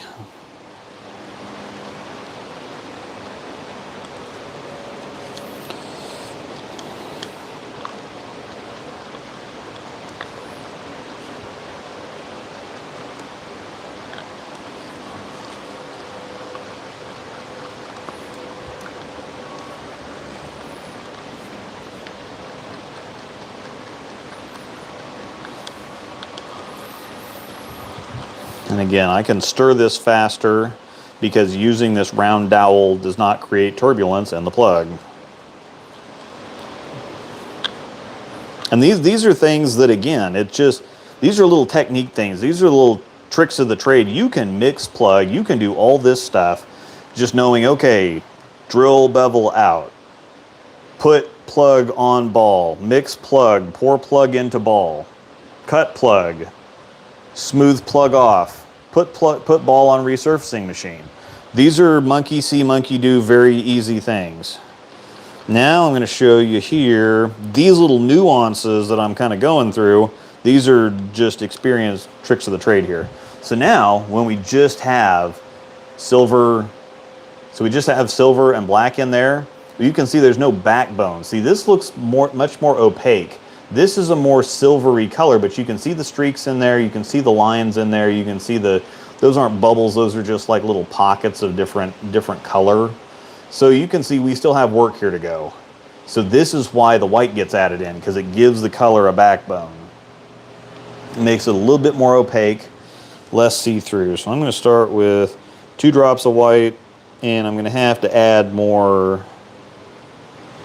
I'm going to have to add more black. Definitely, because this is going to make it too bright now. But I'm just showing you step by step how I actually go through this, because this is going to flatten the color out and it's going to get rid of these streaks. So we're going to have a much more opaque but much more uniform color. See, this is very uniform. This doesn't have you see, look at on this ball right here, the streaking in the red. It's not just because there's black there, but if you look at this too, you can see the different streaking in the blue. I'm trying to do this with one hand, but this is a much more, the blue is much more pearl, so that you can see the peaks and the valleys of the color. The silver is a much more uniform color. You can see there's still some streaks and whatever else, but we want a whole lot fewer of those streaks. We want to get it, again, much more uniform, closer to the...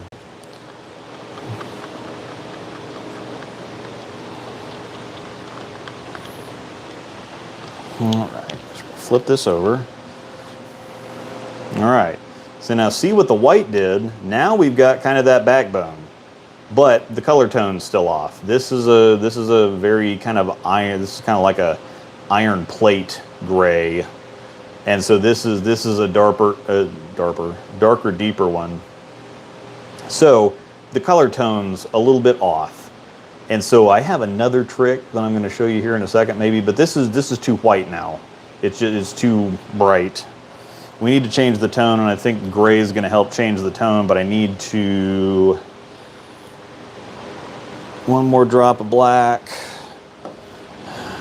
to deepen that color a little bit more. But this is more of a steel, kind of bright gray silver.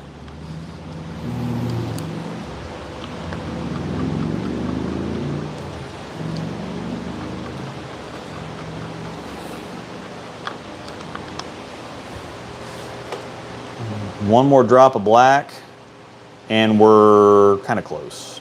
I think it still needs to be a little darker, but there's definitely going to need some gold in there. I'll show you why in a second. So I just need to go a little bit darker.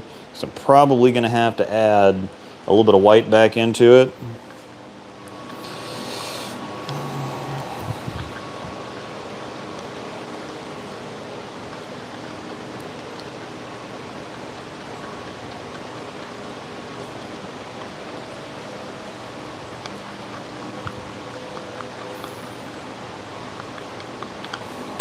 All right.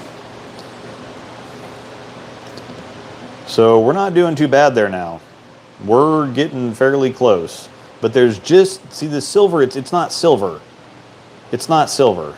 There's a different little tone to it there. And tracking down what exactly they do with this crap can make it difficult. So I'm going to add just a little bit of gold in there to make it dirty. This may or may not be the...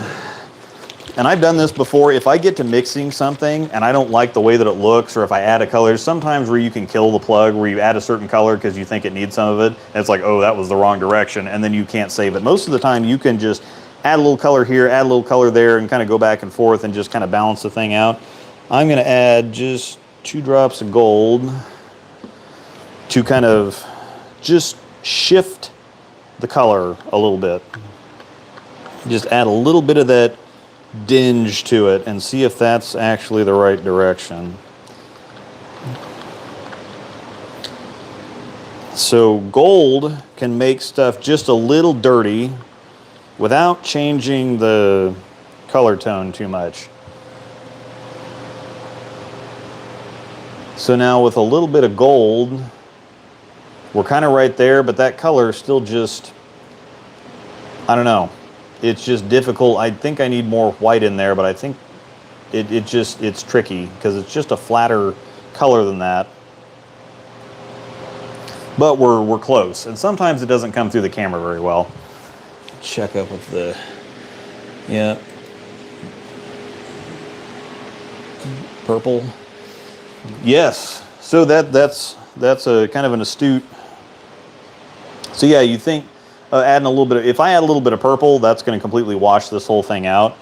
But since I'm mixing it with the blue, we're really close here. Like, I'm really not that far off, especially once I pour it. I think it needs a little bit of, because this is just a dingy, darker color. That's a little brighter, so I think I need a little. I need 1 more drop of white to kind of flatten it back out and, you know, give it that opaque look. But sometimes adding a drop or a half drop or a quarter drop or the smallest amount of color that you can think of still changes what you're doing too much. We're really close here, though. That little drop of white might be what we needed.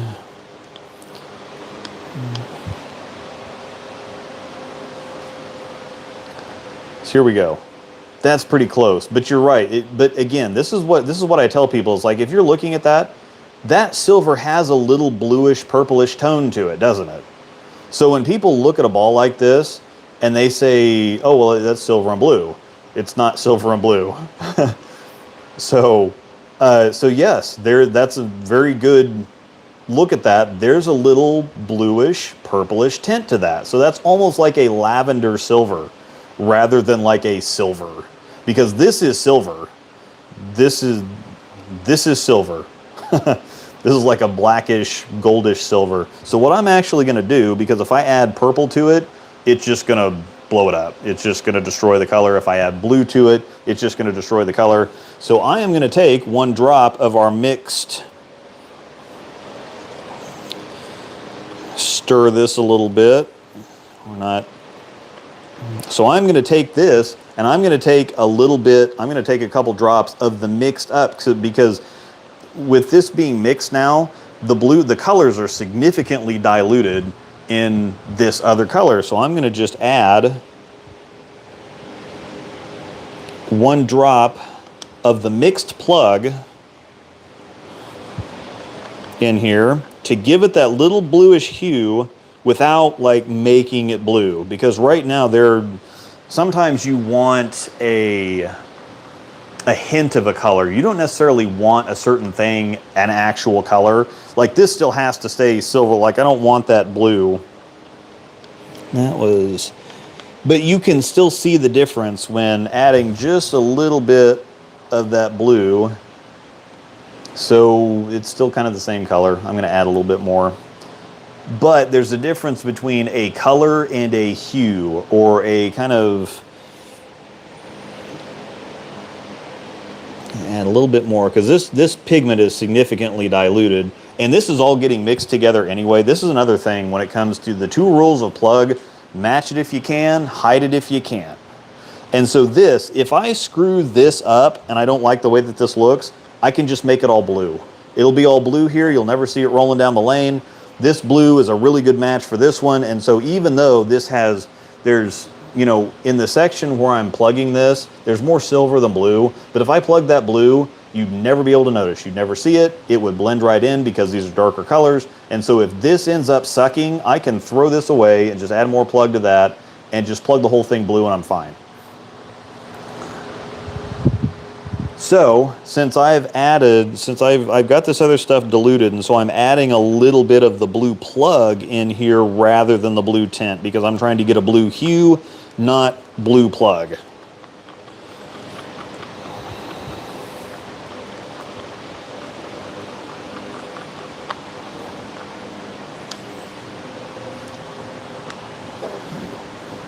Let's back over to the silver.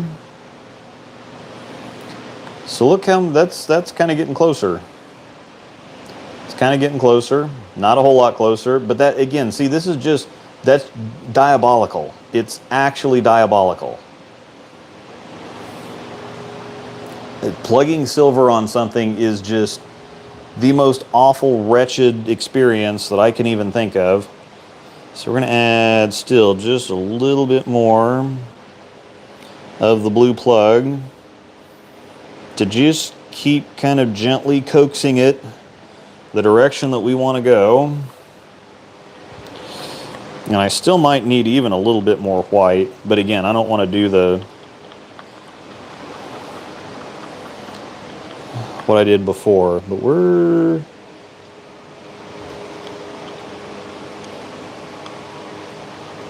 this looks a whole lot closer in person than it does on camera.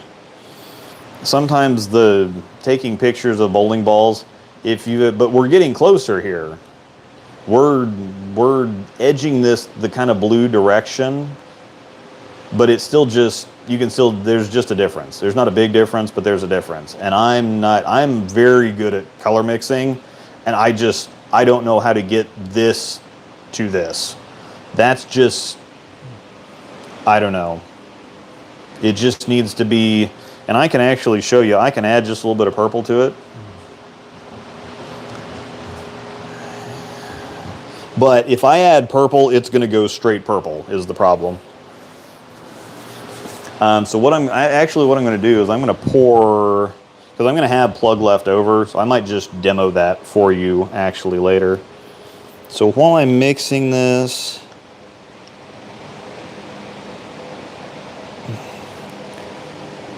yeah, that's just really tricky.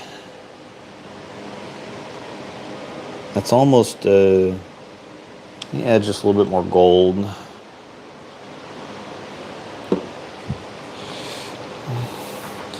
It's like a dingy blue.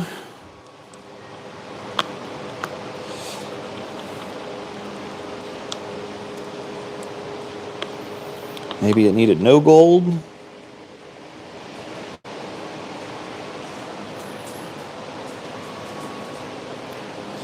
Had a decent amount of blue. And I've already worked with this a whole lot longer than most shops are gonna work with. I like just, because I've got longer to play with the Thunder plug, and I want it to sit, whenever you're mixing colors or pouring two colors at the same time, typically you gotta let it set up just a little bit, because if you just pour them both together, when the mix is still kind of warmer, the stuff moves all over the place. It's a bad time. So last time I'm going to do this.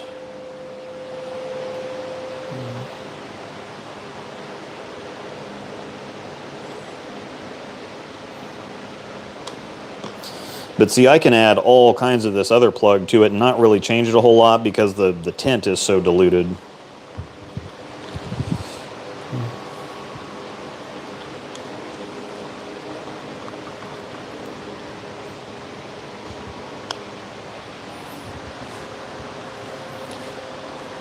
So that's pretty close. it's pretty close. I mean, it's still, it's like I don't necessarily like it, but it's also, it's closer in person than it is looking at it through the camera. If you ever get like an Idol Cosmos, if you ever took a picture of that, you can see it where you're trying to take a picture through the camera, and you can look at it through the phone and then look at just the ball around the side of the phone, and two completely different colors. But that's realistically pretty good, right? That's a whole lot more than most pro shops are going to do, for better or for worse. So we're going to go on ahead and pour this. And it's mostly silver, and there's kind of a streak of blue kind of running through the middle of it here. And I'll show you, I'll give you an over the top view. I've got to, okay, so that's square. I'll take my little sticks out here, those out of the way.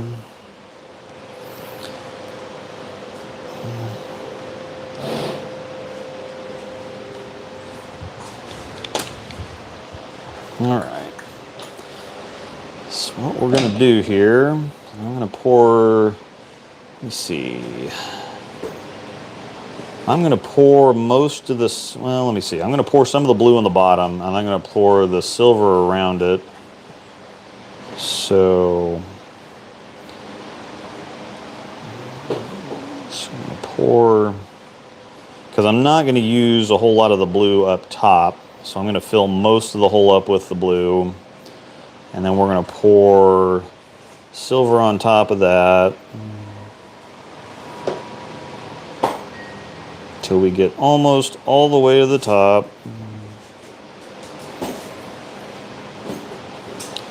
And we're going to pour some of the blue right here across the middle where this is going to be. I'm going to pour the silver around it to kind of trap it a little bit. And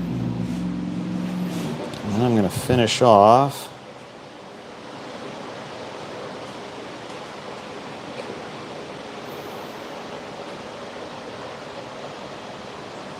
the blue kind of right there, and then the blue can, you know, give it a little bit more character here. And this stuff's going to move around, and I'll show you what we're.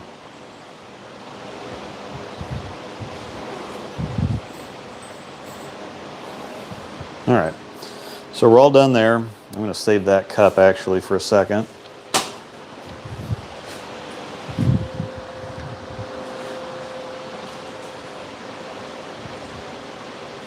And that actually, I wish it looked as close through the camera.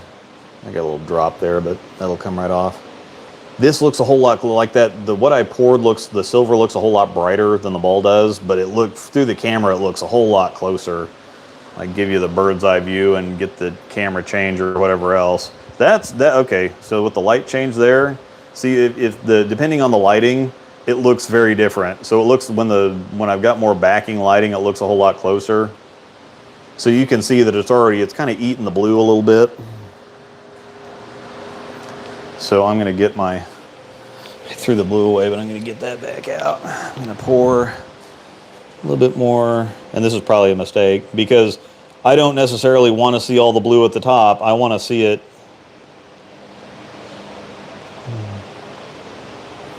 I want to see it because the problem when you're swirling stuff like this is that I want to see it when I cut it off. Like when I cut this, it doesn't matter what this looks like. It matters what it looks like at the level of the ball. But basically, so again, that's not exact. The blue is really good. I really like the blue. The blue is really good. The silver is just a little bit off. But when I cut this down, it's going to look pretty good. It's going to look pretty good. So Angel is done with the other ball that I'm going to show you. But I'm also going to show you here really quick when I go to add any kind of a color to, so it's like, okay, so instead of, if we're adding color to this silver, I'm going to go on ahead and add a whole nother pump too, because I add color to tint to just that small amount. Yeah, it's really going to, but I want to give you guys the full experience here. So I'm going to just go on ahead and add a full nother pump of this stuff in here.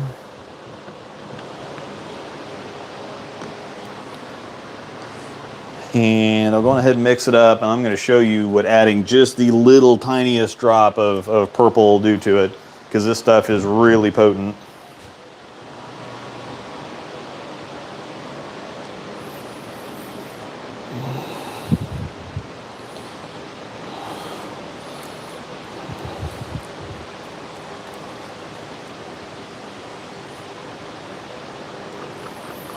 I wish if I'd have been plugging, like if I'd have decided to plug that one, completely, the red's super easy. Well, I guess plugging a more difficult color can show you exactly how much really goes into it.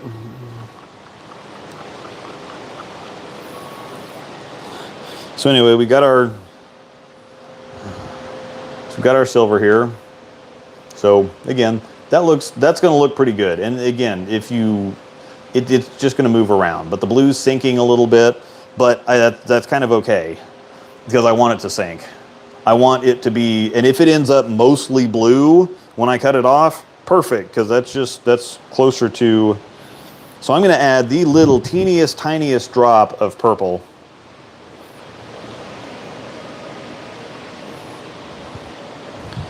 So you're not going to be able to see this, but I'm going to get just a little bit out of the end of the bottle. I'm not even going to put a full drop in here. I'm going to get a little bit out the end of the bottle and then just very lightly tap it on the surface. See a little dab there? That's all and that's stretched out a little bit. That's not even a full drop. But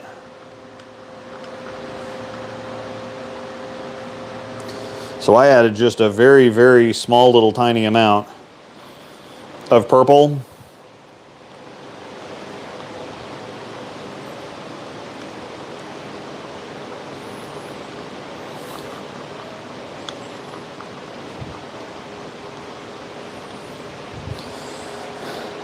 But now the thing is, that actually made it closer, but now I kind of have purple silver instead of silver. But you can see the difference here now in between, because that's what I had. That's the silver I had, and just a little half drop of purple. That's now the color I have, which is not the color of the silver that's in the ball. The color of the silver in the ball is like halfway right between those. But you can see again to where it's like, oh, well, yeah, the Road Warrior, it's blue and silver. No, it's not. It's blue and something. But purple, whoever again said that in the comments, that was good looking out, because that definitely, like if I put a drop of white in that, we might be cooking with peanut oil. Let me put a drop of white in there. As long as we're playing with it and waste and plug.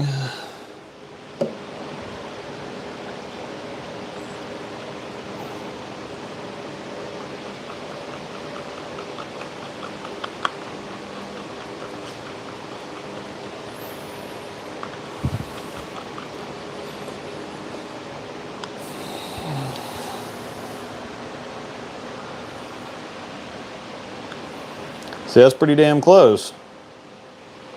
But again, I can tell you that this is definitely, that's purple. That's purple now. And so when we're kind of comparing it here, I think the blue in the, if we find a more silver, there's three different things going on there. And I think now you can see in the purple, or in the silver on the ball, it looks goldish kind of compared to this. This definitely looks purple. That looks like a steel plate gray, and then that still looks like something else that I don't even know. Maybe it needs more, maybe we can save the purple plug. Maybe it needs more. Let's put gold in it. Maybe that dirts it up and kind of gives us that kind of coppery offset in there. Yeah, we're getting somewhere.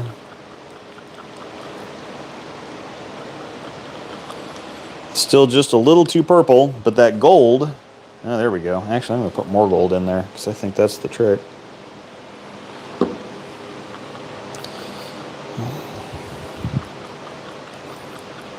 And this is the really funny thing to blow people's minds when you tell them,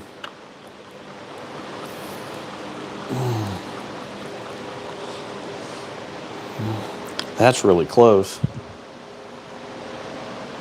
Look at that now. Because I added that little half drop of purple, and then I added like 6 drops of gold in there and just mixed that up. That's really close. Now I need to dig all that out and replace it with this. But you can see like how much really goes into, like that's really close now. So this is the thing, you get playing around with it, even another drop of white I think would set it off even better. But I mean, yeah, at least now I know what to do for the fingers are just all blue, unfortunately, or fortunately or unfortunately. That still looks really good, and when I get it cut off, this is, because again, still looking at it through the camera, it looks different than looking at it here. This still looks too purple.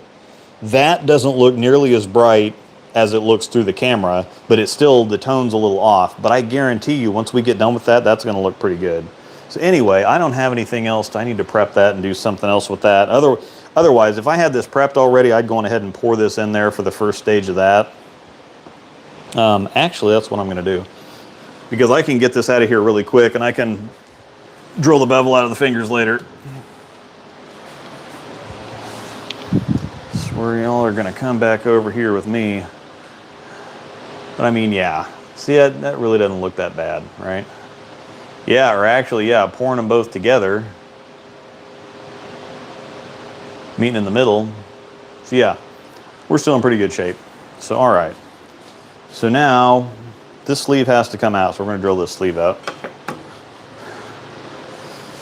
Thanks to everybody that's still on here with me. It's been I figured it was gonna be pretty long stream, and then I'm gonna show you the finished product on the 8th. Doing a heckin' frustration. All right, so normally I would draw a line on this, but I'm just gonna eyeball it so that we can get done here. And let me see, this is a Jopo or Ultimate. That's an Ultimate.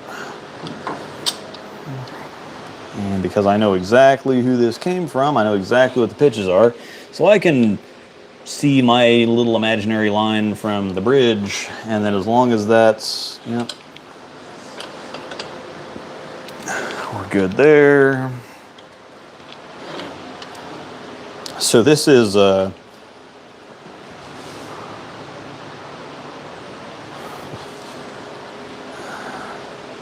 quarter reverse and a half left.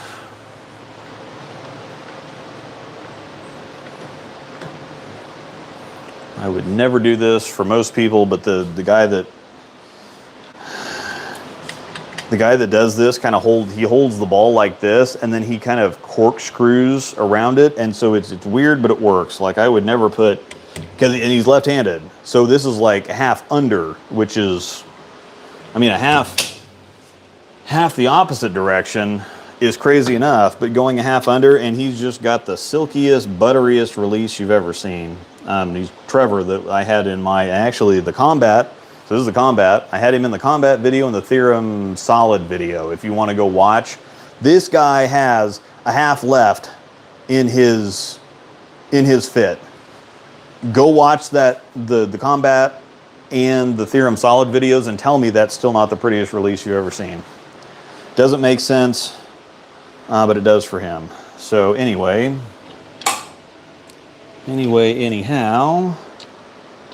this whole sleeve's got to come out.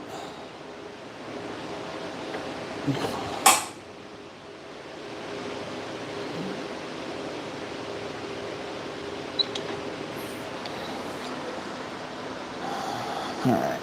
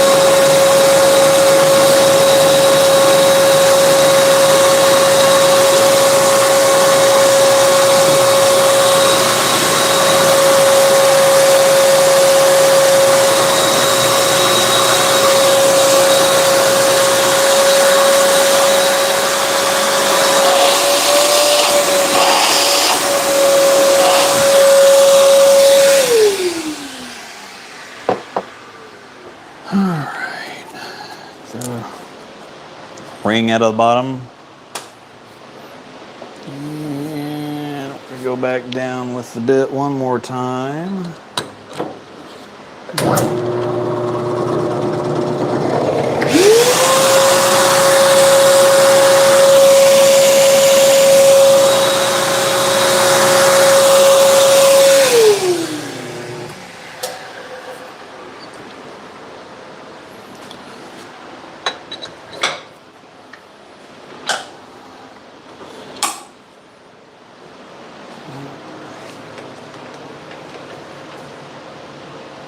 Back to normal pitches.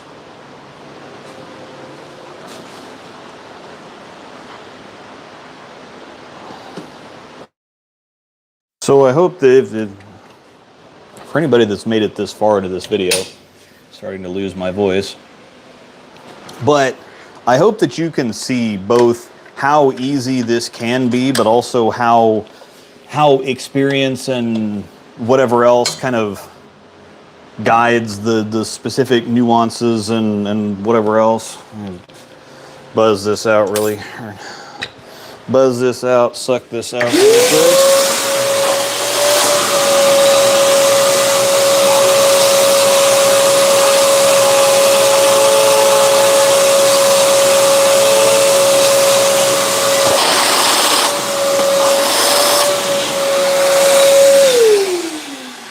Oh, balls. Cutting plug off. Blah. Anyway. Uh-oh, I can't grab all this at the same time. So anyway, I hope you can see how realistically this isn't...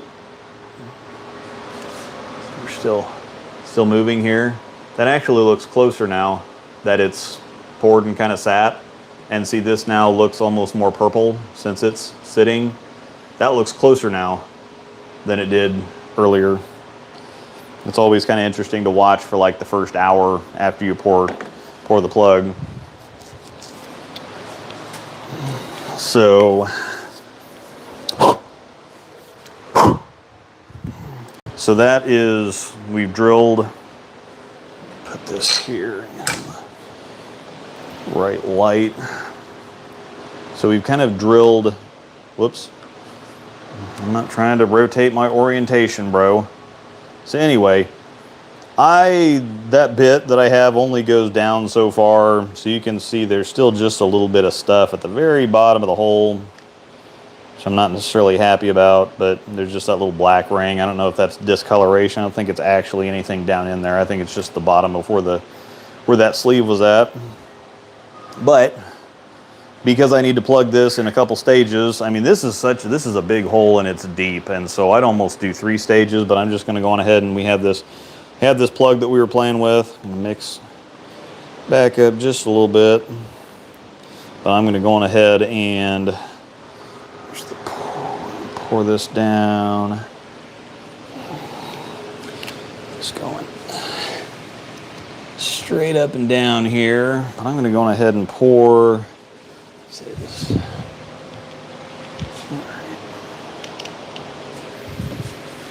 Get this level. There we go. All right. So we're going to go on ahead and just block the light and pour this in there. And I'm probably just going to do one color. I'll go ahead and plug this up to the top. If this shrinks or whatever, it doesn't matter down in here. So I'm just going to go on ahead and fill it most of the way up to the top. Because again, if anything happens right now, it can crack, it can shrink, it can whatever else. I don't really care, because it's going to be down inside of the hole here. And if it does crack, it's going to get filled up by the new plug that I'm pouring. So that's done. So now we've got that kind of staging there. That's going to sit there, and then when I go to plug this one, I'm probably just going to do the purple there, I think, because the red is kind of on the edge. It's not really running through it, and there's some blue there too. Trying to do 3 colors at the same time is kind of But if I think I can match that purple. That's another thing too, is that all these colors are pretty easy to match. That crimson's pretty easy, that blue's pretty easy. I think that purple's pretty easy too. But once again, the rules are match it if you can, hide it if you can't. This one, I think I should be able to do that purple pretty easily, because I think that's just going to be purple with some silver, maybe a little gold. It's a little reddish purple too. It's not like a purple. Because if I've done this before with certain different people, where I can take our swag assassin here, and it's like, oh, okay, well that's that silver, blue, and pink. And it's like, well, wait a second here. That is pink.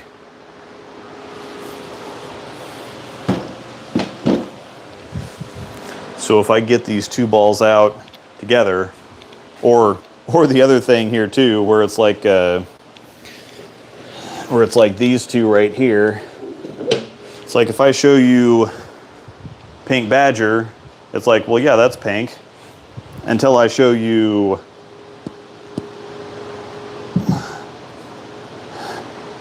pink venom, and then all of a sudden it's like, well, what the hell is this? This looks like red, yellow, whatever.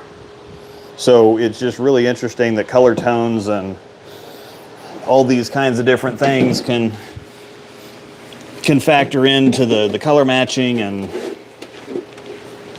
so I'm probably going to be done. Oh, actually, those look a whole lot more similar on camera than I was. It's weird.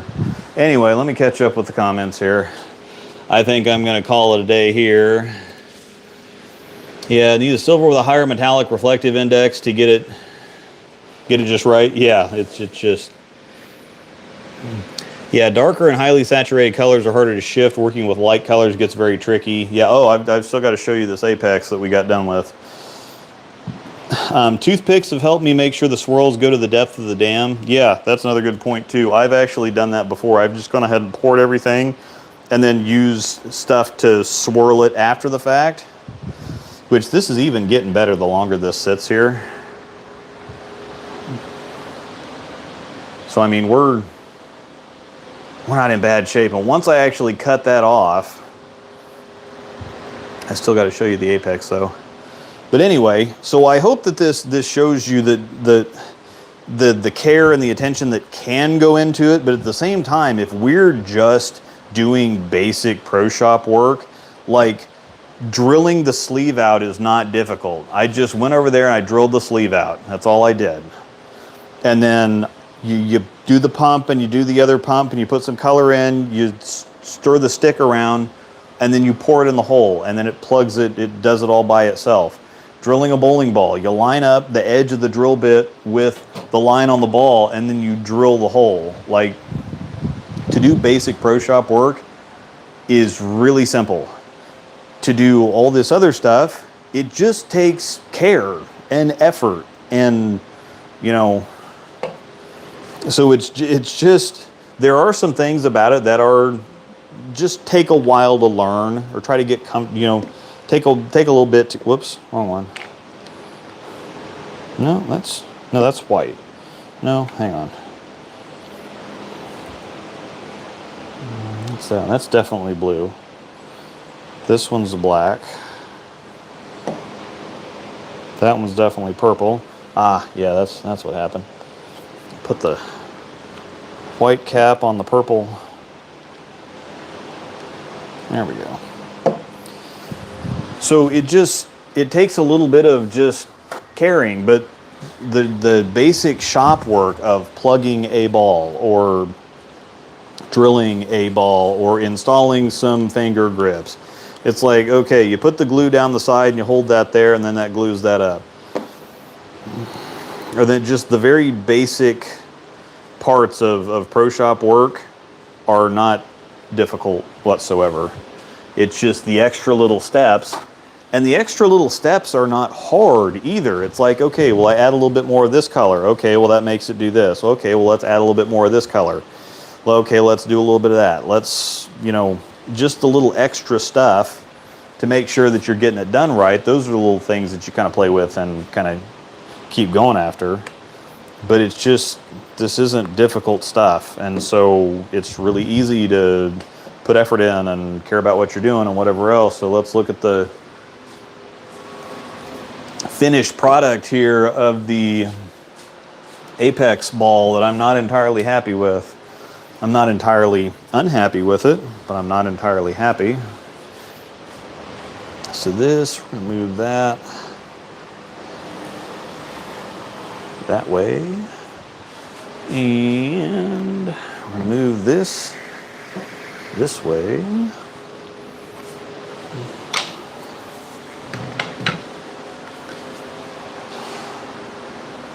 So here we go, and I haven't polished this back up yet. That's really close right there. And this realistically is not bad. It's a little brighter than I wanted it.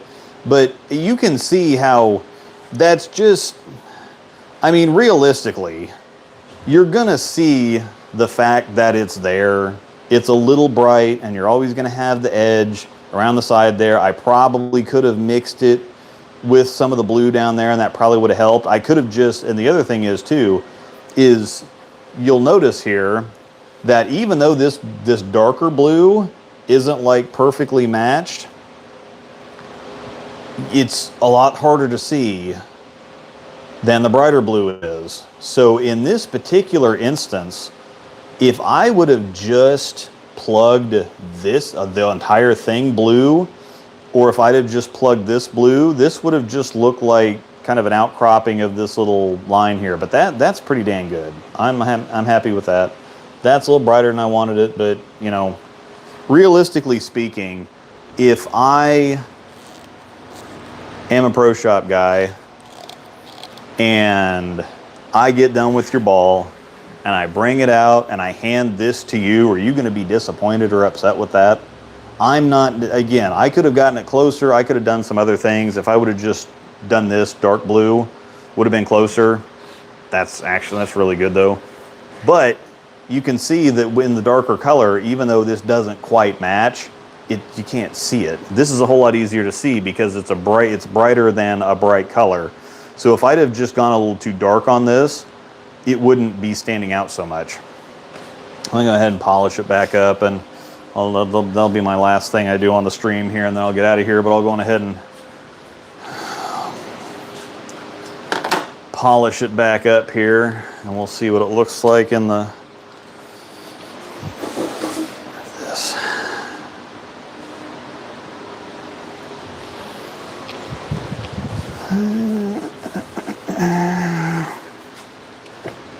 Can I do that? And this might even look better once it gets polished up. Who knows? We will see what the finished product actually looks like. It might kind of get rid of some of that harshness there. So, all right, I'm going to use Rough Edge. Y'all, be jealous. This is like mostly full. But Rough Edge, trust me, it's Rough Edge. Oops. All right. A little bit of polish. A little bit too much polish. Just gonna work it into the towel here. And then the water bottle, want the water bottle.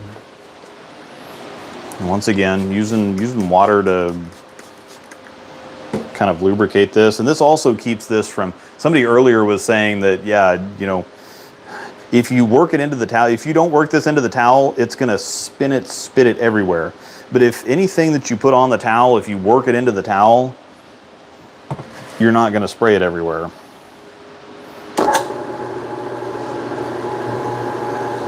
So again, once this, like I said earlier, once this starts, for anybody that's still been watching this for 4 solid hours, once you start to see it dry out a little bit is when I'm generally gonna be done. Since I'm polishing from 1000 grit, I do want to do this just a little bit longer.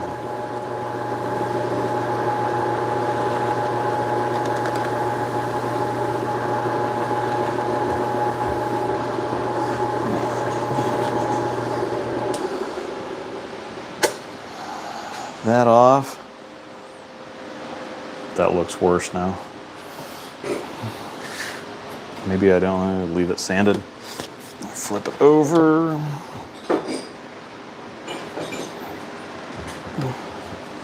All right, we're gonna add more.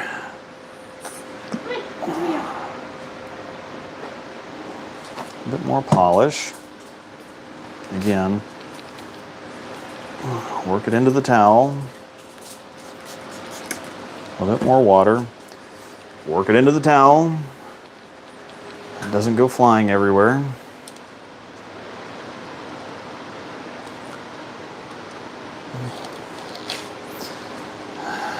Yeah, I mean, realistic, and that's the thing, is that looking at this, most people are going to go, dude, that's really good. And realistically, it is pretty good. It is pretty good. It stands out more than I want it to, but I take a lot of time, most of the time, doing this kind of stuff. So it's just always a challenge to get it as close as humanly possible. But realistically, like I said, if you take a ball into play, if you brought this ball into plug to the pro shop and this is what they handed back to you, you're going to go, wow, this is cool, and you're going to show your teammates and whatever else. So drying that off. Now at this point, since I've polished one side, polished the other side, it's still not shiny, but I'm still just a little streak of stuff. I'm still gonna blend this out, and so this is gonna get even shinier. So I'm not adding any more polish at this point. So we're gonna put the polish away. I'm gonna flip this. I think you're also a little bit more critical because you really nailed some before. Yeah, I've had some that have been really good. Versus somebody who's used black only. Yeah, the High Road Max was so good you could barely even tell that it was there, and then the Axiom Pearls I did were pretty good. And so again, we're just adding water here because there's still polish on the towel. I don't need to add any more polish, and that way I don't use just bottles and bottles and bottles of polish. Water works just fine. Flip that.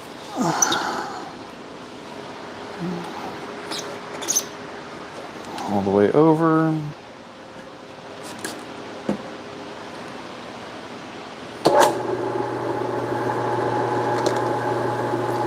This is a really cool looking ball though. Kind of overseas Axiom Pearl-ish.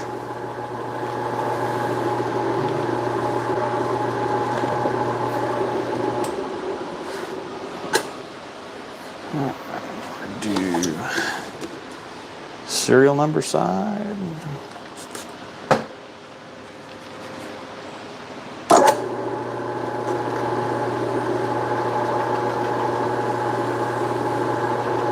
But again, this is nothing that I could teach anybody. Do you think you could do this? Watching this, you start the ball on the logo side, you add a little bit of polish, you add some water, you spritz some water on there, you rub it into the towel, hold it on the ball for 20 or 30 seconds. Then you rotate it, and you do it again. And then you rotate it, and you do it another time. I mean, this is really, really difficult stuff that we're dealing with here, right? So last time, flip it up, and on top.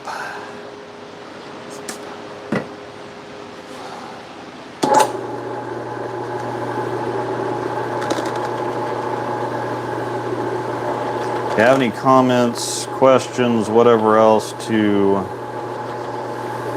any last minute things you want to get in here, go ahead and let me know now, because I think I'm going to shut her down. We've been going for about 4 hours. Actually, we literally just crossed the 4-hour mark, and I am hungry. So I do 6. So I start with main logo side, flip it over, off logo side, and then I flip it up to the company logo on the top of the ball. Then I flip it up to the bottom of the ball. Then I do serial number side, and then finish with CG side. So anyway, that is the Apex Pearl. That's the completed plug job, which I'm really happy with that. That came out really good. And the only way you can see that is because if I'd have mixed this with the blue, and then just ring that you're never really gonna get rid of. That's really damn close. That's just too bright. I knew it was too bright when I poured it. I should have added one more drop of, see, this is what I kind of mixed this up and was adding white, but I was also adding drops of this into it. So anyhow, that's what we ended up. Need to watch a review on the Angel. This was Angel's, and we plugged it up, and we're giving it to a friend of ours that's a two-handed lefty that can't get anything to not hook. So anyhow, all right. Look at the comments here. Have you drilled for two-handed thumb in bowlers before? Just curious. I have not actually drilled a ball for a two-handed thumb in bowler either side. That would be kind of interesting, but I have drilled for somebody whose fingers were fused down the middle, fused all the way up to their cuticles. And so just imagine trying to fit for that, because you think, okay, well, the pro shop fitting balls, well, you can't fit that into a pro shop fitting ball. And then since you can't do that, how are you supposed to get the span, and how are you supposed to get the fingers right? And then they need to overlap, and they need to have a little groove they need to have a little groove in here for some, instead of just like a complete oval hole, they need to have a little bit of a groove on either side for some grip or some texture. But if you make the groove, if you you have to overlap drilling the holes, but if you overlap them too much, then it squishes them here and it's not enough top to bottom. But then if you get them too far apart, then that ridge is right here on the web and it cuts them. So that was just a whole eyeball and a half job. Let me see. Yeah, after they're dry, take a couple pics to show how they actually did. Yep.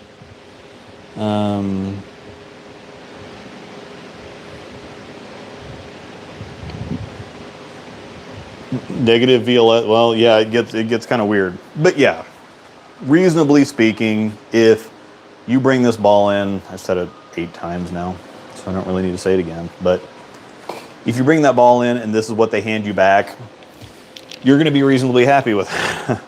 I think. So anyhow, thanks everybody for hanging out for 4 solid hours. And I know that I jibber jabbered for the first solid hour, and we really just drilled a ball and did some plug work. But I've got all kinds more videos coming on stuff. And again, this wasn't just a rant session against bad pro shops, but it's just to show you both that good pro shop work can be done with, it just takes effort, and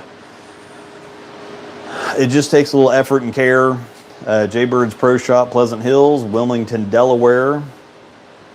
So yeah, it really just, and there's all kinds of things that you learn along the way, but it just takes caring about it. And so when I see bad shop work, that just tells me they don't care, or they're rushing through it, or whatever else, because I can teach, I could, if I did like an instructional stream, and which is basically what this was, but you can go back and you can watch the drilling stuff, and I can show you, if I'm not doing instructional stuff, if I'm just, okay, I'm just plugging a ball, or I'm just drilling a ball, it's just pretty easy work that just requires effort. And so bad shop work is just low effort, and that's why it pisses me off. Because you're going in there and you're dropping, $60 to full plug something, or $70 to outside drill a ball, or, if you get the ball there, $250, $300 to drop everything in there, or whatever else, and there's just no excuse for shitty work. So, and JBSA Randolph Bowling Center Pro Shop, San Antonio, Texas. So anyway, thanks everybody for hanging out. I really appreciate this. This was fun to do, and I needed to get some of this stuff done anyway, and so doing the stream made me actually do it. So thanks everybody for hanging out. Where'd you learn how to do all this? I just got a job in a pro shop, and I was in there all the time. buying stuff, and the guy already had another job. He did the pro shop on the side. And he said, "Hey, you're already in here all the time. Do you want a job?" And so I just started in there, and I kind of always just, do things meticulously. Anyway, so it just kind of worked out. It's something I took to, and I just kept working and thinking and talking to people and whatever else. And so yeah, that's the story. But anyway, I'm out of here. Thanks everybody for hanging out. Really appreciate it. We'll catch you next time.